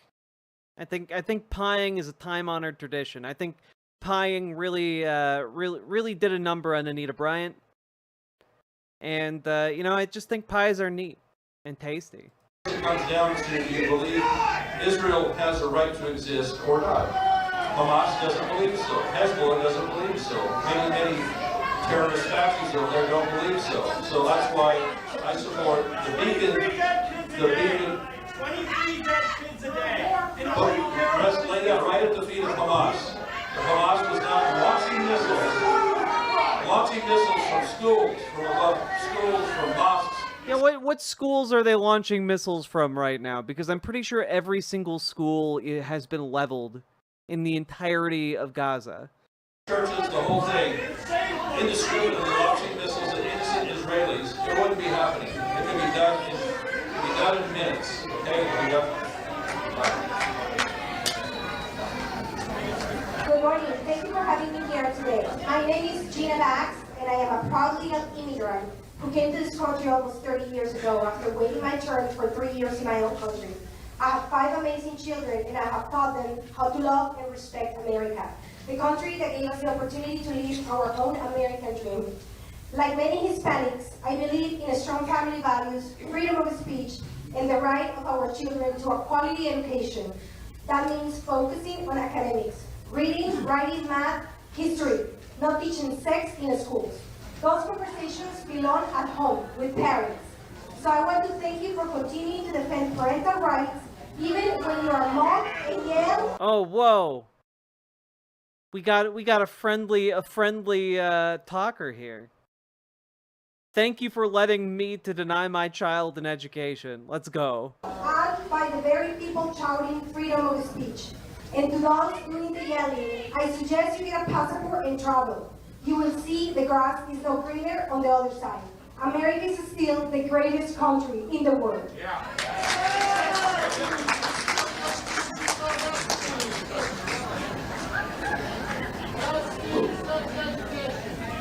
Hello, my name is Beth Markham. I'm a retired science educator, and I want a congressional representative that respects the Constitution. Who stands up for due process for everyone, who does not enable the destruction of the Department of Education, the National Institutes of Health, the Centers for Disease Control, the National Oceanographic Atmospheric Association, data from the National Weather Service. These things are critical to our existence. Data, science is knowledge, and we need to respect that, not cover it up, not change the truth. Thomas Jefferson said that a well-educated population is necessary for a democracy, and we are experiencing the destruction of the Department of Education, bribes, extortions on universities, on law firms, on media, and practicing free speech, and that's got to stop.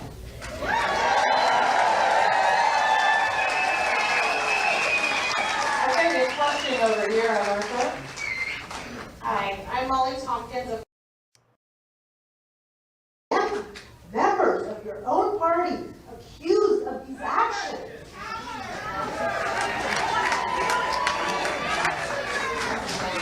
Everybody should be held accountable, whether you're elected or not, if you've done an illegal activity. And then you get, the lady was talking about due process, right? Due process for Ghislaine Maxwell, due process for the people on January 6th.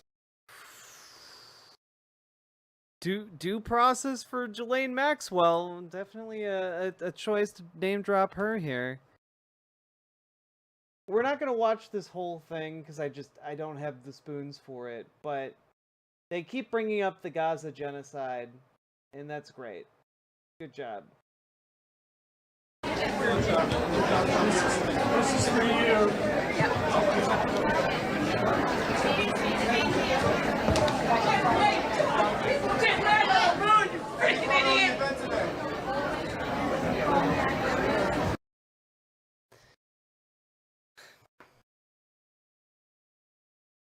Ay, ay, ay. I'm really tired. It's about 2 a.m. I'm failing. I'm fading out. We'll keep this counter going though tomorrow, because Heavens to Betsy 2 would be a nice distraction from, all of this. I am so goddamn tired. Folks, we've been going for about 4 hours. If you've been enjoying the show, hit that follow button, hit that subscribe button, hit that like button. Consider dropping those subs, donos, memberships, super chats, etc. And I will see you all tomorrow. I'm gonna try and get some good rest, but oh boy. Maybe tomorrow, maybe I'll play a video game. Maybe that'll be my goal tomorrow. Play a video game. If you guys get to 100 subs tomorrow, we'll watch Heavens to Betsy 2. I think that'd be a fun day. I think that'd be a fun stream. I think that's what I got spoons for tomorrow. And then we can get back to content mines the day after that. Good night, you lovely, lovely beans. And I will see you all in probably about 18 to 20 hours. We'll see. Good night.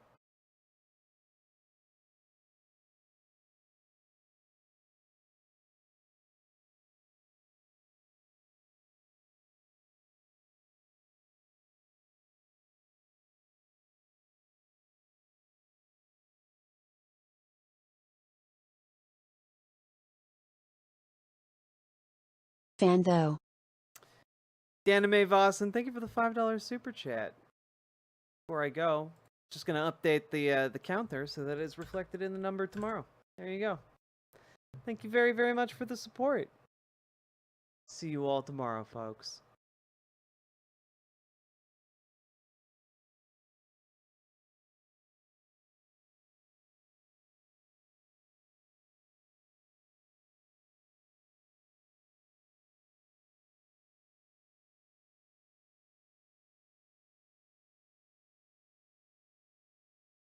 Put it there, boy, and we'll show these fascists what a couple of hillbillies can do.